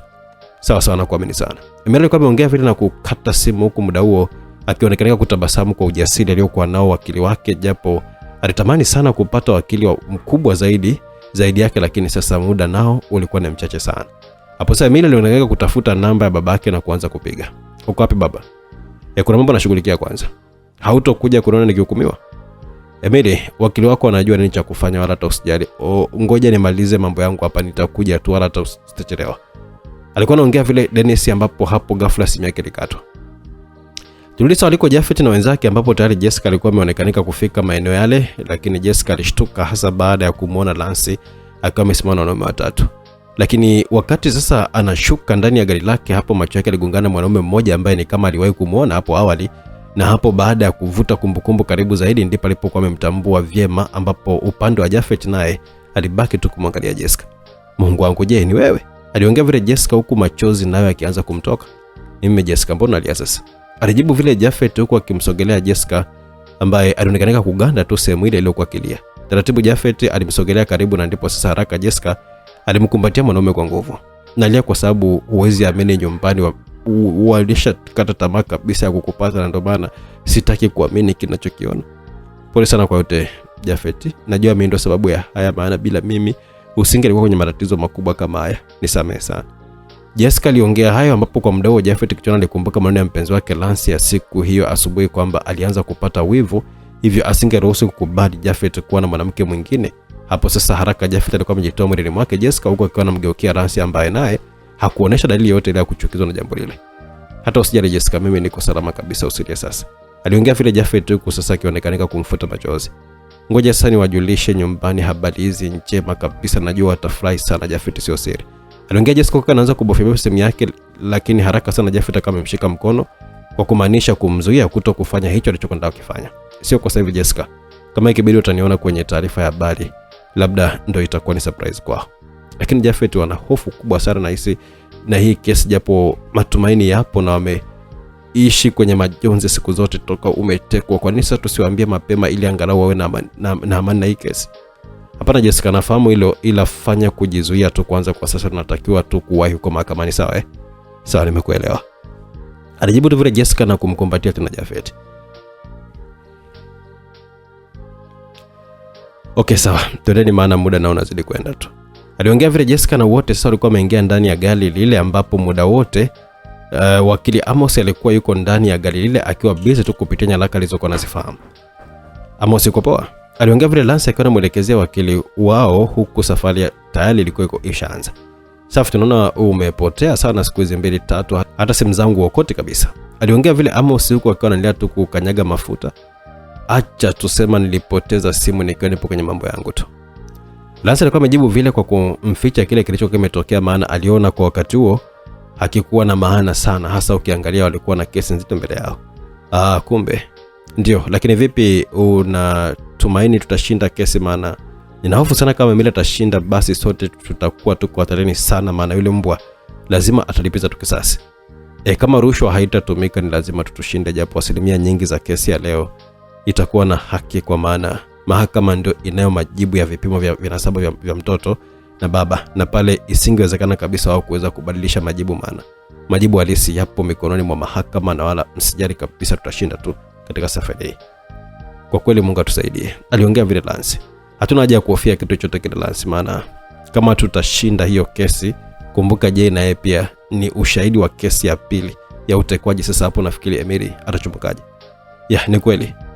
Ni kweli wakili huyo mpaka sasa hivi hana jipya, ni wakati wake wa kuonja mateso tu yani. Aliongea vile Jafet akawa anamuelekezea vile Amos. Ni kweli kaka, ila pole sana kwa yote na sikutarajia kabisa kukuona, ila ngoja kwa sasa tudina lililo mbele yetu. Alikuwa ameongea vile Amos huko akamtazama Jafet kupitia kioo cha mbele. Huko nako anaonekanika Emily akiwasili pale mahakamani na kuegesha gari lake kwenye maegesho, na ndipo sasa alipokuwa amechukua simu yake na kuanza kutafuta namba ya Steven na kuanza kuipiga, japo namba ile haikuwa inapatikana kabisa. Utakuwa wapi wewe, mbona upatikani kabisa wewe? Alijisemea tu vile Emily huku akiwa na egemea siti na kuonekanika akifikiria mambo kadhaa, lakini hapo alishtuka baada ya kusikia kioo cha mlango kinagongwa kwa nje. Hapo baada ya kugeuka sasa na kutazama ile gundua alikuwa ni kijana wake mmoja aliyejulikana kwa jina la Moody. Moody, vipi, kuna tatizo?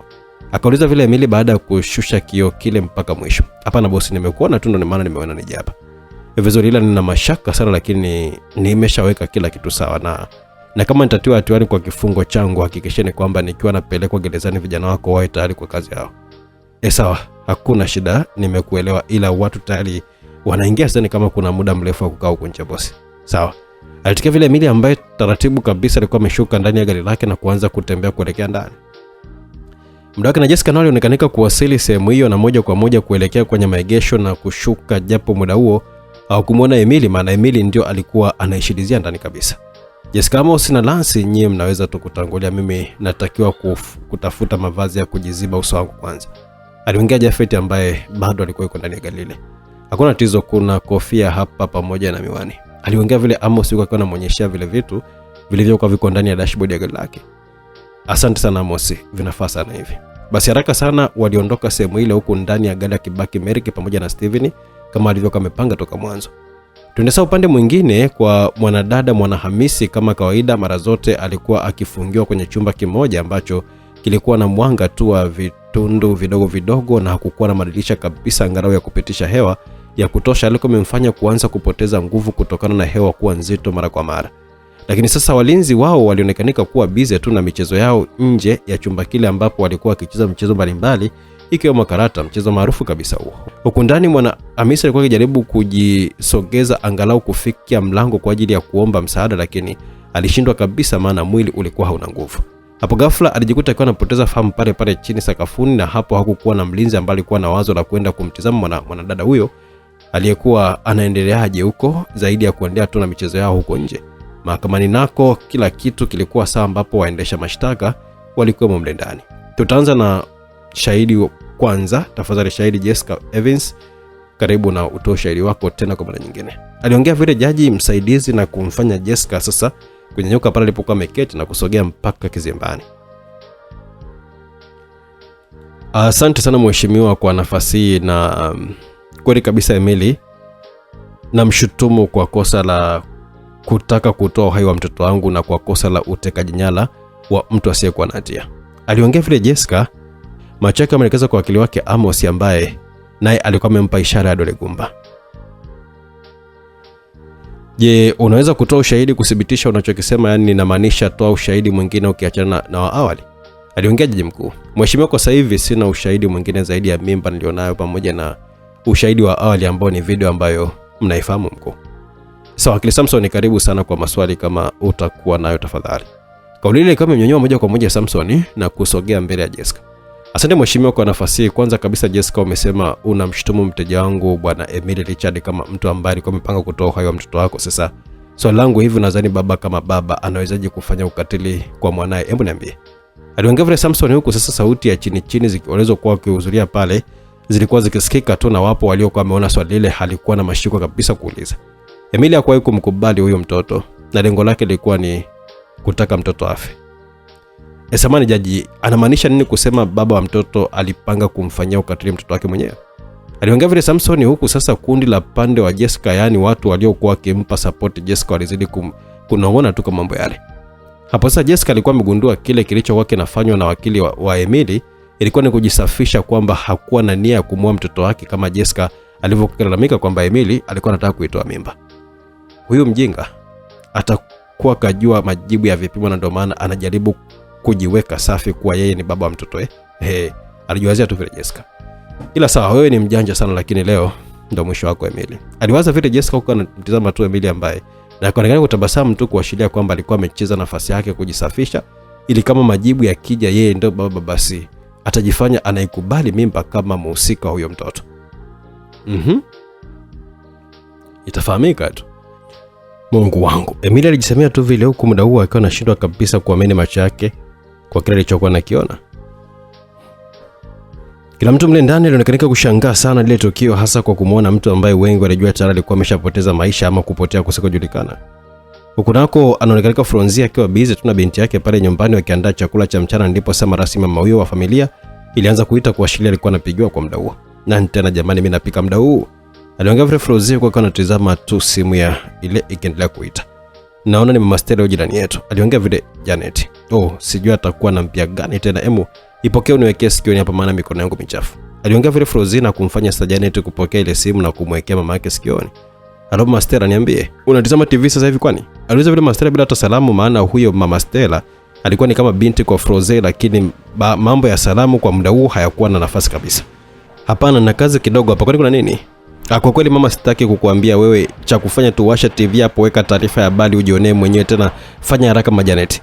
Aliongea vile mama Stella hapo. Sasa Fronzia kama wakanika kushusha pumzi nzito huko akiwa na shauku juu ya kutaka kujua ni kitu gani kilikuwa kinamaanishwa na jirani yake ule kwamba ajionee mwenyewe.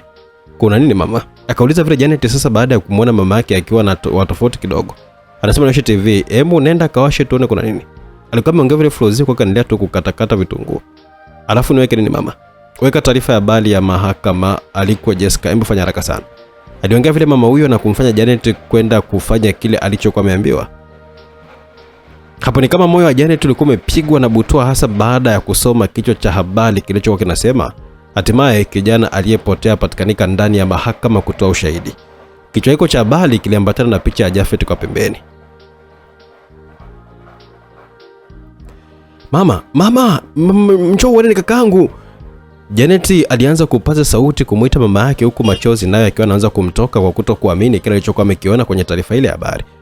Kuna nini mwanangu? Akauliza vile Fronzia huku akiwa anamtazama binti yake. Ona mama, aliongea vile Janet huku akimwonyesha kwenye runinga, ambapo hapo mama Janet ama Fronzia alijikuta kiachia mdomo wazi baada ya kumuona mwanae akiwa mbele ya mahakama. Na kusema ukweli, majonzi pamoja na furaha vyote vilichangamana kwa pamoja kabisa, na ndipo haraka sasa Fronzia alikimbilia jikoni na kuchukua simu yake bila kujali mikono yake ilikuwa michafu na kutafuta namba ya mumewe mzee John. Turudi mahakamani ambapo sasa kesi bado ilikuwa ikiendelea tu, na kila mmoja bado alikuwa yuko kwenye mshangao mkubwa wa kumuona Jafet mbele ya mahakama. Kwanza pole kwa yote aliyokukuta mtekwa bwana Jafet Rufungulo, na karibu utoe ushahidi wako tafadhali. Ilisikika sauti ya jaji mkuu akiwa anaongea vile kumwelekezea Jafet. Asante sana mheshimiwa, na mbele yenu ni shahidi na muhanga pia wa kutokana kuwa na shahidi wa mshutumiwa Emily Richard. Manale sasa alikuwa anazidi tu kulalua moyo wa Emily kusema ukweli na kutamani hata ardhi pasuke katikati imeze tu kuliko fedheha ile aliyokuwa anangojea. Nakumbuka siku ya kutekwa nilikuwa nikijaribu kumwokoa Jessica Evis ambaye naye ni shahidi kwenye kesi hapa, na lengo la watekaji ilikuwa ni kumtoa kiumbe kilichopo tumboni mwake. Nilifanikiwa kumtoa Jessica pale, japo mwisho wa siku mimi ndiye ambaye nilikuwa nimekamatika kwa kujeruhiwa na risasi begani, na ushahidi ni jela ambalo ninalo. Jafet alikuwa ameongea vile huko akiwa anavua shati lake upande wa begani na kuonesha mahakama kovu lile ambalo lilikuwa lishapona kwa kiasi chake. Baada ya hapo walinichukua kundi la Emily, na kusema ukweli sikuwa na hali nzuri kwa muda ule, na yalikuwa ni mateso tu kila kukicha. Alikuwa anaongea vile Jafet na kuwafanya watu kuanza kuona huzuni, na wapo ambao walikuwa wakilia kabisa, hasa kwa mkasa ule. Wapo ambao walikuwa wamepatwa na hasira hata kumfuata Emily alipokuwepo kumtafuna nyama kabisa, lakini basi tu walikuwa wameshindwa. Emily alinishambulia na mwisho wa siku alininyonga, ambapo sikuwa nikijielewa kabisa, maana macho yalitanda giza tu, na naweza kusema ni miujiza tu ya Mungu kuniweka hai ili siku ya leo ije kuwa ni kama hivi. Pia ningependa kutoa taarifa za kutekwa kwa binti mmoja. Mtekaji wala sio mwingine bali ni mshtakiwa Emily Richard. Aliongea vile Jafet na mahakama nzima ilionekanika kuguna tu, hasa kwa taarifa zile. Na hali kusema ukweli ilikuwa imeshachafuka kabisa mle ndani, hasa kwa upande wa Emily na watu wake. Hapo sasa wakili Samson aliamua kuingilia. Mheshimiwa shahidi anajaribu kuongeza vitu vya kutunga, haiwezekani kabisa. Aliongea vile Samson kwa hasira kidogo. Kaa kimya Samson. Haya, tuseme anaongea uongo, lakini shahidi alipotea takriban wiki sasa. Unataka kuniambia alijificha na kujipiga risasi mwenyewe ili tu aje leo kutoa ushahidi? Na kuhusu alichokiongea kuhusu mtekwa mwingine, tunalifanyia kazi. Kama ni uongo basi na yeye pia atakuwa na adhabu yake, lakini mpaka kufikia hapa naweza kusema bwana Emily Richard anahukumiwa kifungo cha maisha jela kwa makosa mawili, hasa utekaji na mauaji. Asanteni sana. Aliongea vile jaji mkuu, na hapo sasa shangwe ilikuwa limeanza mle ndani, hasa kwa waliokuwa kwa upande wa Jessica. Huko muda huo Emily akiwa anachukuliwa na askari magereza kwa ajili ya kwenda naye alikotakiwa kupelekwa. Taratibu polisi wale walitoka naye nje Emily na kuingia naye ndani ya gari la mahabusu na kuondoka naye, huku watu wakibaki pale pale mahakamani kwa ajili ya kupongezana tu kwa kile walichokuwa wamekiambulia pale. Aisee, nitakuwa wewe mwanaarabu mkubwa, alisema tu vile mzee Dennis, huko akionekana kuchukizwa na uwepo wa Jafet sehemu ile, na hapo hakutaka kabisa kuendelea kubaki. Moja kwa moja akaelekea lilipo gari lake aina ya Toyota Prado TX na kuzama ndani. Lakini akiwa anajiandaa kuwasha gari lake, mara alishtukia kuhisi kaguswa na kitu kigumu nyuma ya kichwa chake, hadi kumemfanya kugeuka na kumtazama yule mtu ambaye alikuwa ni nani. Turudi sehemu moja hivi, anaonekanika Saleh pamoja na Abdalla wakiwa na wenzao watatu ambao hawa walionekanika kufuatilia tu taarifa ile habari. Sasa wazee wa bosi mnyama ndio kifungo cha maisha, na ni bora hatujaenda kabisa kutoa ushahidi mahakamani, maana hata sisi maisha yetu yangelekuwa hatiani, ila mambo ni bomba kwa sasa yani. Aliongea vile Abdalla. Ya, ni kweli kwa sasa hivi tutafute kazi ya rali za kufanya. Wazee hizi mambo ya kushika silaha hapana kabisa yani. Aliongea vile Salehe, na wote walikuwa wamegunganisha mikono yao tano na wakaendelea tu kupata vinywaji tu wakifurahia ushindi ule. Hukunako sasa walipo akina Lance na wenzake. Jamani, sitaki kuamini macho yangu kama kweli tumeshinda. Aliongea vile Lance huko akiwa na tabasamu kizidi kupendeza tu kwenye sura yake asili. Hata mimi, ila Jafet umenisaidia sana sio siri, maana bila wewe sijui tu mambo yangekuaje mpaka sasa hivi. Aliongea vile Jessica akiwa anamkumbatia Jafet, ambaye naye baada ya kukumbatiwa ndipo alikuwa amekumbuka maneno ya mpenzi wake Lance kwamba alikuwa na wivu. Hapo sasa Jafet alijitoa mwilini kwa Jessica na kumtizama Lance, ambaye hakuwa akionyesha dalili yoyote ya kuchukia kumbato lile hata kidogo. Wala hakuna shida, cha msingi kilichokuwa kikwazo chetu cha muda wote sasa kimekwisha na tuko huru sasa. Aliongea vile Jafet, lakini muda huo alionekanika polisi mmoja akiwa anawasogelea pale walipokuwa. Kwa sasa hivi tunaelekea alikotekwa huyo binti, tunaweza kuongoza na sasa.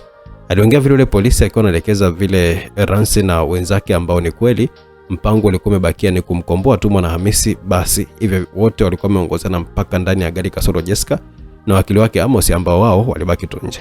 Na safari ilikuwa imeanza sasa, huku Steven akiwa anaelekeza polisi wale njia za kupita.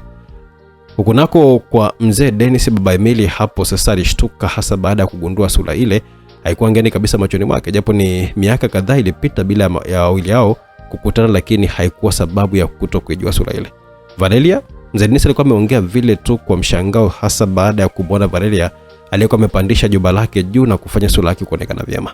Safi sana, kumbe bado unanikumbuka vyema. Basi safi sana. Ila nasikitika kusema kwamba ameanza mwanao na utafuatia wewe pia bana. Sioni kama kuna haja ya kukuacha mtu kama wewe uishi. Aliongea vile Valeria kwa kana kuweka bastola ile. Bana.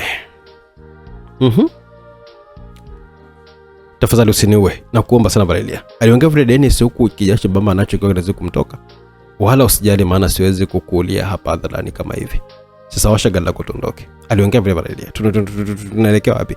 Akauliza vile Dennis huko akionekanika kujiumauma tu maneno mara kwa mara.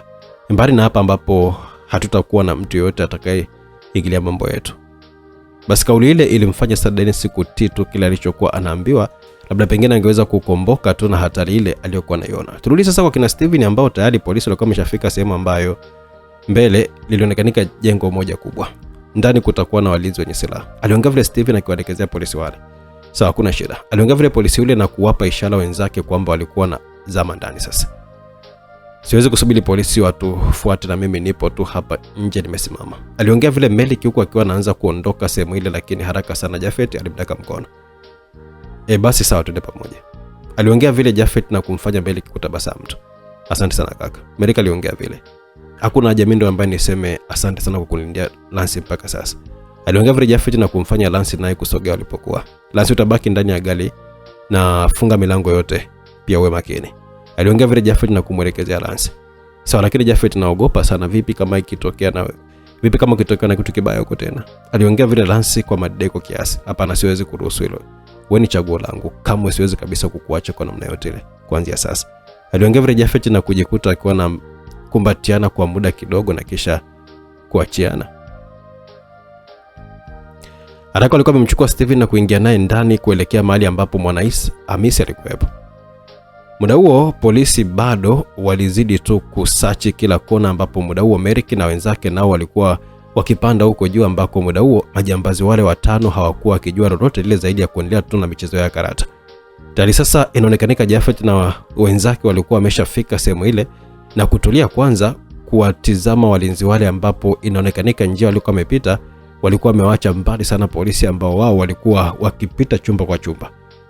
Wewe wanakujua, ingia na uwaombe wa kuonesha alipomwona pia. Wakifunga hicho chumba nafanya kama navyokuwa nakwambia, la sivyo sijui nini ambacho kitatokea. Aliongea vile Jafet akawa anamwelekeza vile Steven. Fanya kama ninavyoelekeza na hebu fanya ujinga wa eneo yote ile maana na kuangalia. Melik aliongea vile akiwa na kazi ya Steven kile ambacho alikuwa ameambiwa. Sawa, nimeelewa. Aliongea vile Steven na kutoka alipokuwa amejificha na kusogelea sasa wale walinzi ambao walionekanika kuwa busy sana, lakini sasa baada ya wao kumuona Steven, hasa baada ya wao kusikia vishindo vyake, wote walimgeukia. Siamini kama niwe kaka. Aliongea vile mlinzi mmoja ambaye anaonekanika kuwa ni kiongozi pale. Ndio ni mimi kaka, kwani kuna shida? Steven kama muuliza vile huko akaona wasoma kile walichokuwa wanakijua kuhusu yeye. Tulisikia umetoweka ghafla tu maana bosi amekutafuta sana kaka. Aliongea vile mlinzi mwingine wa pili.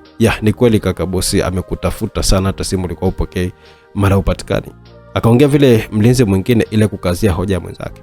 Hapa nasema tu nilikuwa niko mbali na mji kujipumzisha tu maana kichwa changu hakikuwa sawa, lakini yote kwa yote bosi amenituma, natakiwa kumchukua haraka sana maana polisi muda wote ule watafika hapa. Yuko wapi huyo mwanamke?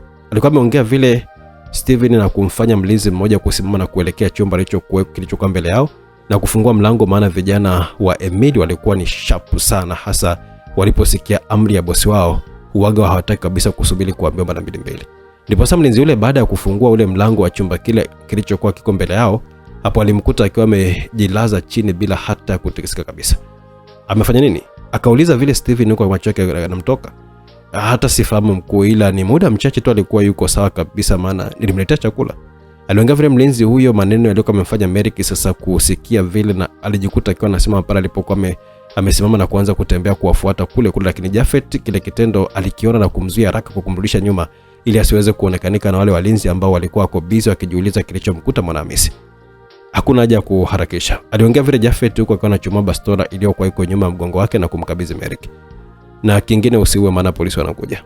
Alikuwa ameongea vile Jafet na moja kwa moja kuwavamia walinzi wale mule ndani ya chumba kile, ambapo kusema ukweli lilikuwa ni tukio la ghafla, lakini walinzi wale walijaribu kujitetea kwa kutaka kuchomoa silaha zao, lakini walikuwa wameishiwa kupigwa tu vibaya na wawili wale mpaka kupoteza fahamu kabisa, ambapo yote yale Steven alikuwa yuko pembeni tu akiwa anashuhudia. Arakasa Melik alichuchumaa pale chini alipokuwa mwana ambaye muda huu hakuonekana kujitingisha hata kidogo. Mungu wangu, nini kimemtokea? Aliongea vile Merrick na moyoni mwake alikuwa anaonekana kuwa na wasiwasi sana. Sijui inabidi tumuaishe haraka sana hospitali. Aliongea vile Jafet, lakini kabla hawajamchukua mwana wote walishangaa kusikia sauti ya Steven. Wote mtakufa leo. Aliongea vile Steven huko akionekanika kuwanyoshia bastola wawili wale ambao wanaonekana kushtuka sana. Unafanya nini wewe? Akaongea vile Jafet huko akimkazia macho Steven. Siku zote mtoto wa nyoka ni nyoka tu. Haya, simameni haraka sana. Steven akaongea vile huko akiwa anawapa ishara ya kusimama karibu na dirisha moja lililokuwepo mle ndani. Nimesema sogea dirishani, sitaki matani na mtu mmese. Alifoka vile Steven na kuwafanya wale wawili kutii na kusogea pale dirishani, tukio ambalo Lance alikuwa ameliona hasa baada ya kutazama huko juu mara kwa mara. Ndipo sasa alipokuwa ameshtuka kuona Jafet pamoja na Merrick walikuwa wamesimama kwenye dirisha kubwa la vioo, huko mikono yao ikiwa iko kichwani. Mungu wangu, kuna nini tena kinaendelea huko? Alisema vile Lance yuko akaona shuka ndani ya gari lile la polisi na kuanza kuita kwa nguvu, japo sauti ilikuwa ndogo lakini iliweza kupenya vyema masikioni mwa Jafet na kujikuta akiwa anageuka nyuma, na kwa chini kabisa alimuona mpenzi wake akiwa anamuita tu vile. Hapo sasa Jafet alikuwa amekumbuka maneno aliyokuwa amemwaahidi Lance kwamba atakuwa salama na hatamwacha tena. Haraka sasa mwanaume aliona hapakuwa na muda wa kupoteza, ndipo ghafla alichomoka kwa spidi kutoka pale dirishani, lakini ghafla sauti ya risasi kasikika.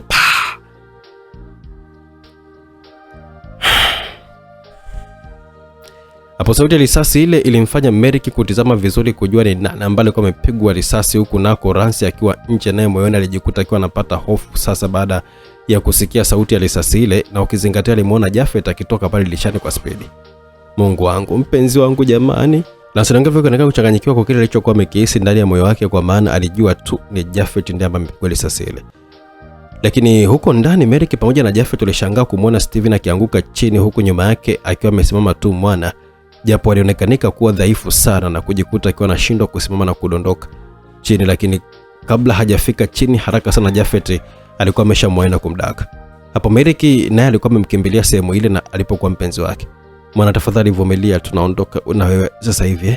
Aliongea vile Merrick na kumfanya mwana kutabasamu tu bila kusema kitu chochote kile, japo muda huo macho yake yanaonekanika kuwa mekundu sana kusema ukweli.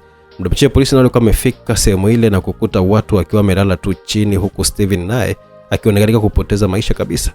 Nye, mnafanya nini huku? Akauliza polisi mmoja akiwaelekezea Merrick na Jafet. Tumeshindwa kukaa nje na hawa ni majambazi, na huyu aliyekufa hapa ametugeuka, hivyo tulikuwa tunajilinda tu mkuu. Aliongea vile Jafet hasa baada ya Merrick kuonekanika kuwa busy na mpenzi wake. Okay sawa, alijibu vile polisi ule, huku wengine wakianza kuwachukua wale majambazi ambao watatu walipata fahamu, huku wawili wakiwa bado wamezirai, na Steven yeye mwili wake uliwekwa ndani ya kifungashio maalum na kutoka na nje. Hapo haraka Merrick alikuwa amenyanyua mpenzi wake na wote sasa kuanza kutoka ndani ya ghorofa ile chakavu. Huko nako nje vyombo vya habari vilikuwa tayari vikiwa vimesha tia kambi pale pamoja na watu kadhaa kwa ajili ya kujua nini kilikuwa kinaendelea, hasa baada ya kusikika kwa mlio wa risasi. Baada ya Merrick na Jafet kufika nje, bahati nzuri gari la wagonjwa nalo lilikuwa liko pale kwa ajili ya majeruhi, hivyo sasa waliamua kumpeleka mwana haraka ndani ya gari lile, na Merrick alikuwa amemlaza sasa mwana kwenye kitanda ambapo wauguzi walikuwa wameanza kazi yao. Kaka, nashukuru sana kwa kila kitu, sijui hata nikulipe nini kwa sasa. Aliongea vile Merrick kwa akamtazama Jafet. Hakuna haja ya kurudisha fadhila, maana kama ni kurudisha fadhila tayari ulisharudisha kwa kumlinda sana shemeji yako, hivyo nashukuru sana kaka. Aliongea vile Jafet, na wawili hao walipeana 5, na kisha Merrick alikuwa ameingia ndani ya gari la wagonjwa, na gari lile lilikuwa limeondoka pale, huku mwana akionekana kuendelea kupatiwa matibabu. Muda huo Lance naye alikuwa ameshasogea pale alipokuwa kwa Jafet. Sasa tuko huru mpenzi wangu, na maisha sasa yanatusubiri tu ili tuishi tukiwa na furaha. Ni kweli baby. Hata mimi mwenyewe nafurahi kuona mimi na wewe tuko pamoja. Tuende sasa nyumbani, maana watakuwa na hamu sana ya kutuona. Sawa, lakini gari langu lipo kule karibia na msituni na simu itakuwa iko kule, inabidi tukalichukue kwanza. Aliongea vile Lance na wawili wale kuanza safari sasa kutoka pale ambapo walikuwa wamekodisha taksi zilizokuwa zikipita pale barabarani na kuondoka zao. Tudi sasa alipo Valeria pamoja na mzee Dennis alionekanika kuwa sehemu moja hivi ufukweni kwenye mlima mmoja ambao kwa mida ile watu hawakuepo kabisa. Songa mbele. Ilisikia sauti ya Valeria akiwa anamuelekeza vile Dennis, huku akiwa amemnyoshia bastola ile kwa nyuma, huku akimtaka kusonga mpaka ukingoni mwa mlima ule ambapo chini ilionekanika bahari tu na upepo mkali ambao ulikuwa ukivuma kwa muda huo. Tafadhali Valeria, nihurumie, maana mimi sikukusudia kufanya yale yote, tafadhali sana. Alikuwa anajitetea vile Dennis. Haya. Dadangu Elizabeth wakati tunamua pia ukusudia, si ndio? Kumbuka wewe na mwanao Mliangamiza maisha yangu na sasa mwanao anatumikia kifungo cha maisha na naweza kusema kwangu ni jambo la kufurahisha sana, lakini vipi kuhusu wewe? Lazima ufe Dennis. Sasa nakushangaa unavyosema nikuhurumie baba hapo, yani nikuhurumiaje eti? Aliongea vile Valeria huku machozi naye akiwa anaanza kumtoka muda huo. Tafadhali mke wangu, naomba unisamehe tafadhali sana, tunisamehe. Waacha basi kuniita mkeo bwana. Hayo nilishazika siku uliomuua ndugu yangu mjinga wewe. Aliongea vile kwa hasira Valeria huku akiwa anamnyoshia tena bastola ambayo ilikuwa imeshashushwa kwa muda huo. Nafikiri utamsalimia dadangu Elizabeth na utamwambia nampenda sana na kwamba kisasi chake nimeshakilipiza kwa kukuua wewe hapo. Kwa hiyo utanisaidia kumfikishia ujumbe dadangu. Hapana. Lakini kabla mzee Dennis hajamaliza kuongea vile alishtuka tu risasi tu mfululizo zilikuwa zinatua kichwani kwake na kufanya sasa kudondoka huku bongo nao kimwagika chini.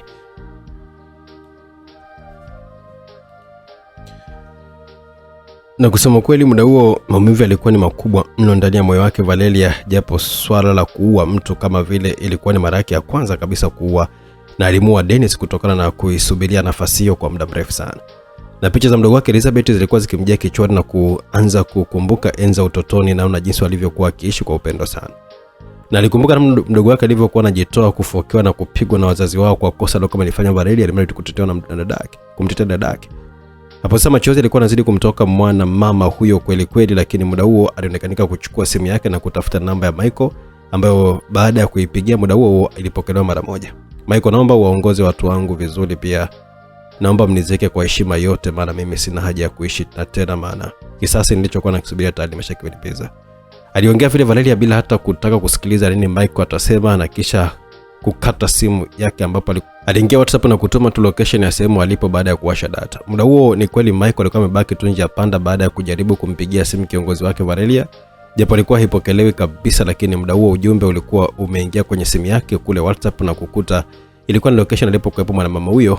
Haraka sana Michael alikuwa amekusanya kikosi chake na bila kuuliza sasa, na safari sasa ilikuwa imeanza kuelekea huko alipokuwepo Valeria. Nakupenda sana mdogo wangu kipenzi.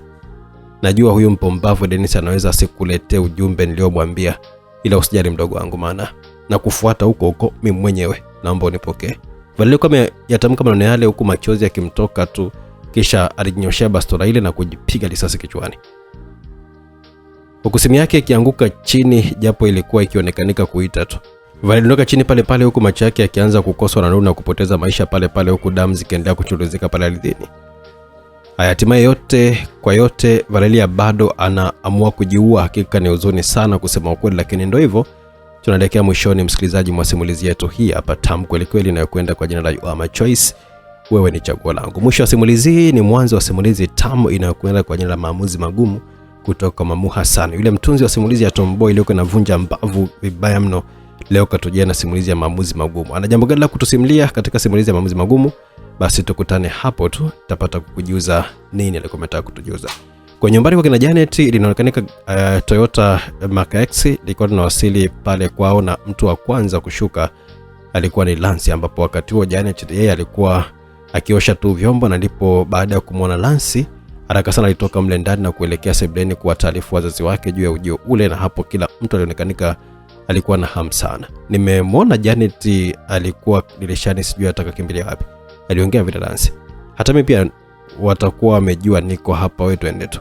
Aliongea vile Jafet, na moja kwa moja walisogea mpaka mlangoni na kuanza kugonga hodi, lakini hawaikuchukua muda mlango ule kama umeonekana kufunguliwa na familia yote ilikuwa imesimama tu kuona wagongaji walikuwa na kina nani. Jamani mwanangu, aliongea vile Flozio kaka anamsogelea Jafet na kumkumbatia kwa furaha sana, huku machozi nayo yakiwatoka familia nzima kwa ujumla, huku nje nako Jessica pamoja na Amos nao walikuwa ndio wanawasili na kukuta furaha ile iliyokuwa imeambatana na majonzi pia. Kaka Janet alikuwa ameongea vile na kumsogelea kaka yake na kumkumbatia pia baada ya mama yake kuachia mwanae yule, na naweza kusema hakika ilikuwa ni safari ndefu sana na yenye misukosuko mingi sana, bali ni Mungu tu ndiye alikuwa anajua kesho yetu itakuwaje.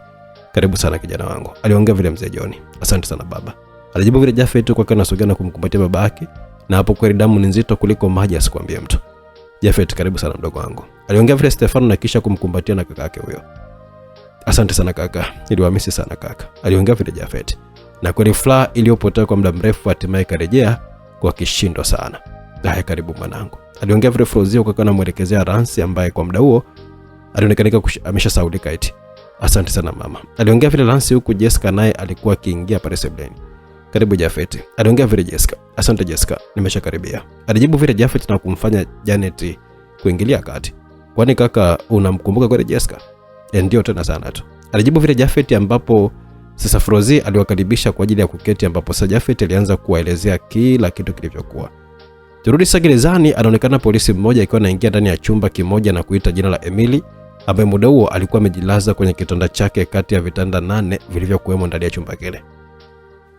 Kuna mgeni wako twende. Alizungumza vile polisi yule huku akiwa anamchukua Emi ambapo moja kwa moja alielekea mpaka kwenye chumba kwa ajili ya kukutana na wageni na kisha polisi yule aliondoka zake kupisha mazungumzo. Aise, pole sana kwa yote. Aliongea vile wakili Samson akimwelekezea Emily ambaye muda huo alikuwa yuko ndani ya sare za wafungwa zenye rangi ya njano. Hakuna namna ilana, najutia kwa nini siku mchinja yule mwanaharamu Jafet na kutoa kabisa kichwa chake. Ongea taratibu kaka, wasije kukusikia. Alafu kingine, nina taarifa japo ni mbaya sana ila unatakiwa tukijua. Unaongelea nini tena Sam? Kwani kuna nini kimetokea? Aliuliza vile Emily huko akionekanika kuwa mtu mwenye wasiwasi kidogo juu ya taarifa alizokuwa anataka kupokea kutoka wakili wake Samson. Ni kuhusu mzee Dennis Richard babako. Babangu? Babako amekutwa ufukweni akiwa tayari amefariki. Aliongea vile Samson na kumfanya Emily kuanza kumwagikwa na machozi sasa. Asiwakumbuka namna jinsi ambavyo yeye na babake walikuwa wakiishi kwa kushirikiana, japo ni kweli mara ya mwisho wakaonekana tofautiana sana, lakini yule alikuwa ni babake tu, maana alikumbuka siku hiyo babake alikuwa mahakamani kwa ajili ya kumpa nguvu mwanae. Pole sana Emily, lakini bado sijamaliza, maana mamako Valeria ni pia pia amefariki kwa kujifiatua risasi yeye mwenyewe ya kichwa sema ambayo amefia babako. Samsoni alikuwa akiongea tu vile na hapo sasa Emily alitambua moja kwa moja yote yale yalitokea mpaka babake kuuawa na mamake. Ilikuwa ni kama kisasi tu, japo alichojiuliza ni kwa nini mamake aliamua kujimaliza sana yeye kama vile. Ina maana mama amefariki naye pia. Ndio, lakini mwili wake baada ya kukaguliwa walikuta barua ambayo ilikuwa umeandikiwa wewe. Sasa alikuwa ameongea vile kwa anachukua karatasi kutoka kwenye briefcase yake nyeusi na kumkabidhi Emily ambaye sasa alionekanika kuanza kutetemeka kabisa, maana ni kweli alipitia muda mrefu sana bila ya kumtia machoni mama yake toka alipokuwa amekimbia nyumbani na mama mdogo wake yani Elizabeth. Moja kwa moja sasa Emily alikuwa amevaa ujasiri na kuifungua barua ile ambayo baada ya kuifungua alikutana na maandishi yaliyokuwa yanasomeka kama ifuatavyo: Mpendwa mwanangu, najua umekosea sana wakati wote tulioishi nyumbani pamoja.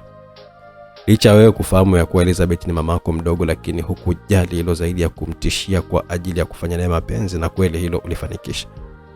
Lakini kitu ambacho hukukifahamu, kadri ulivyokuwa ukilala naye, alijikuta akiwa anapata ujauzito ambao ni wako mwanangu. Na bado babako naye alimtamani tena kimapenzi shemeji yake. Na kusema ukweli Elizabeth ni mlimtesa sana, mlimfanya vile mlivyokuwa mnataka wewe pamoja na babako, na hata babako alipokuja kugundua shemeji yake ni mjamzito aliamua kumtegea dawa ya kuharibu mimba akizani kwamba ni mimba yake, na haya yote niliyajua kupitia mdogo wangu mwenyewe ambaye mlimdhulumu nafsi yake. Kwa sababu nimelipiza kisasi kwa babako, naweza sema amepata alichokistahili, lakini vipi kuhusu wewe mwanangu?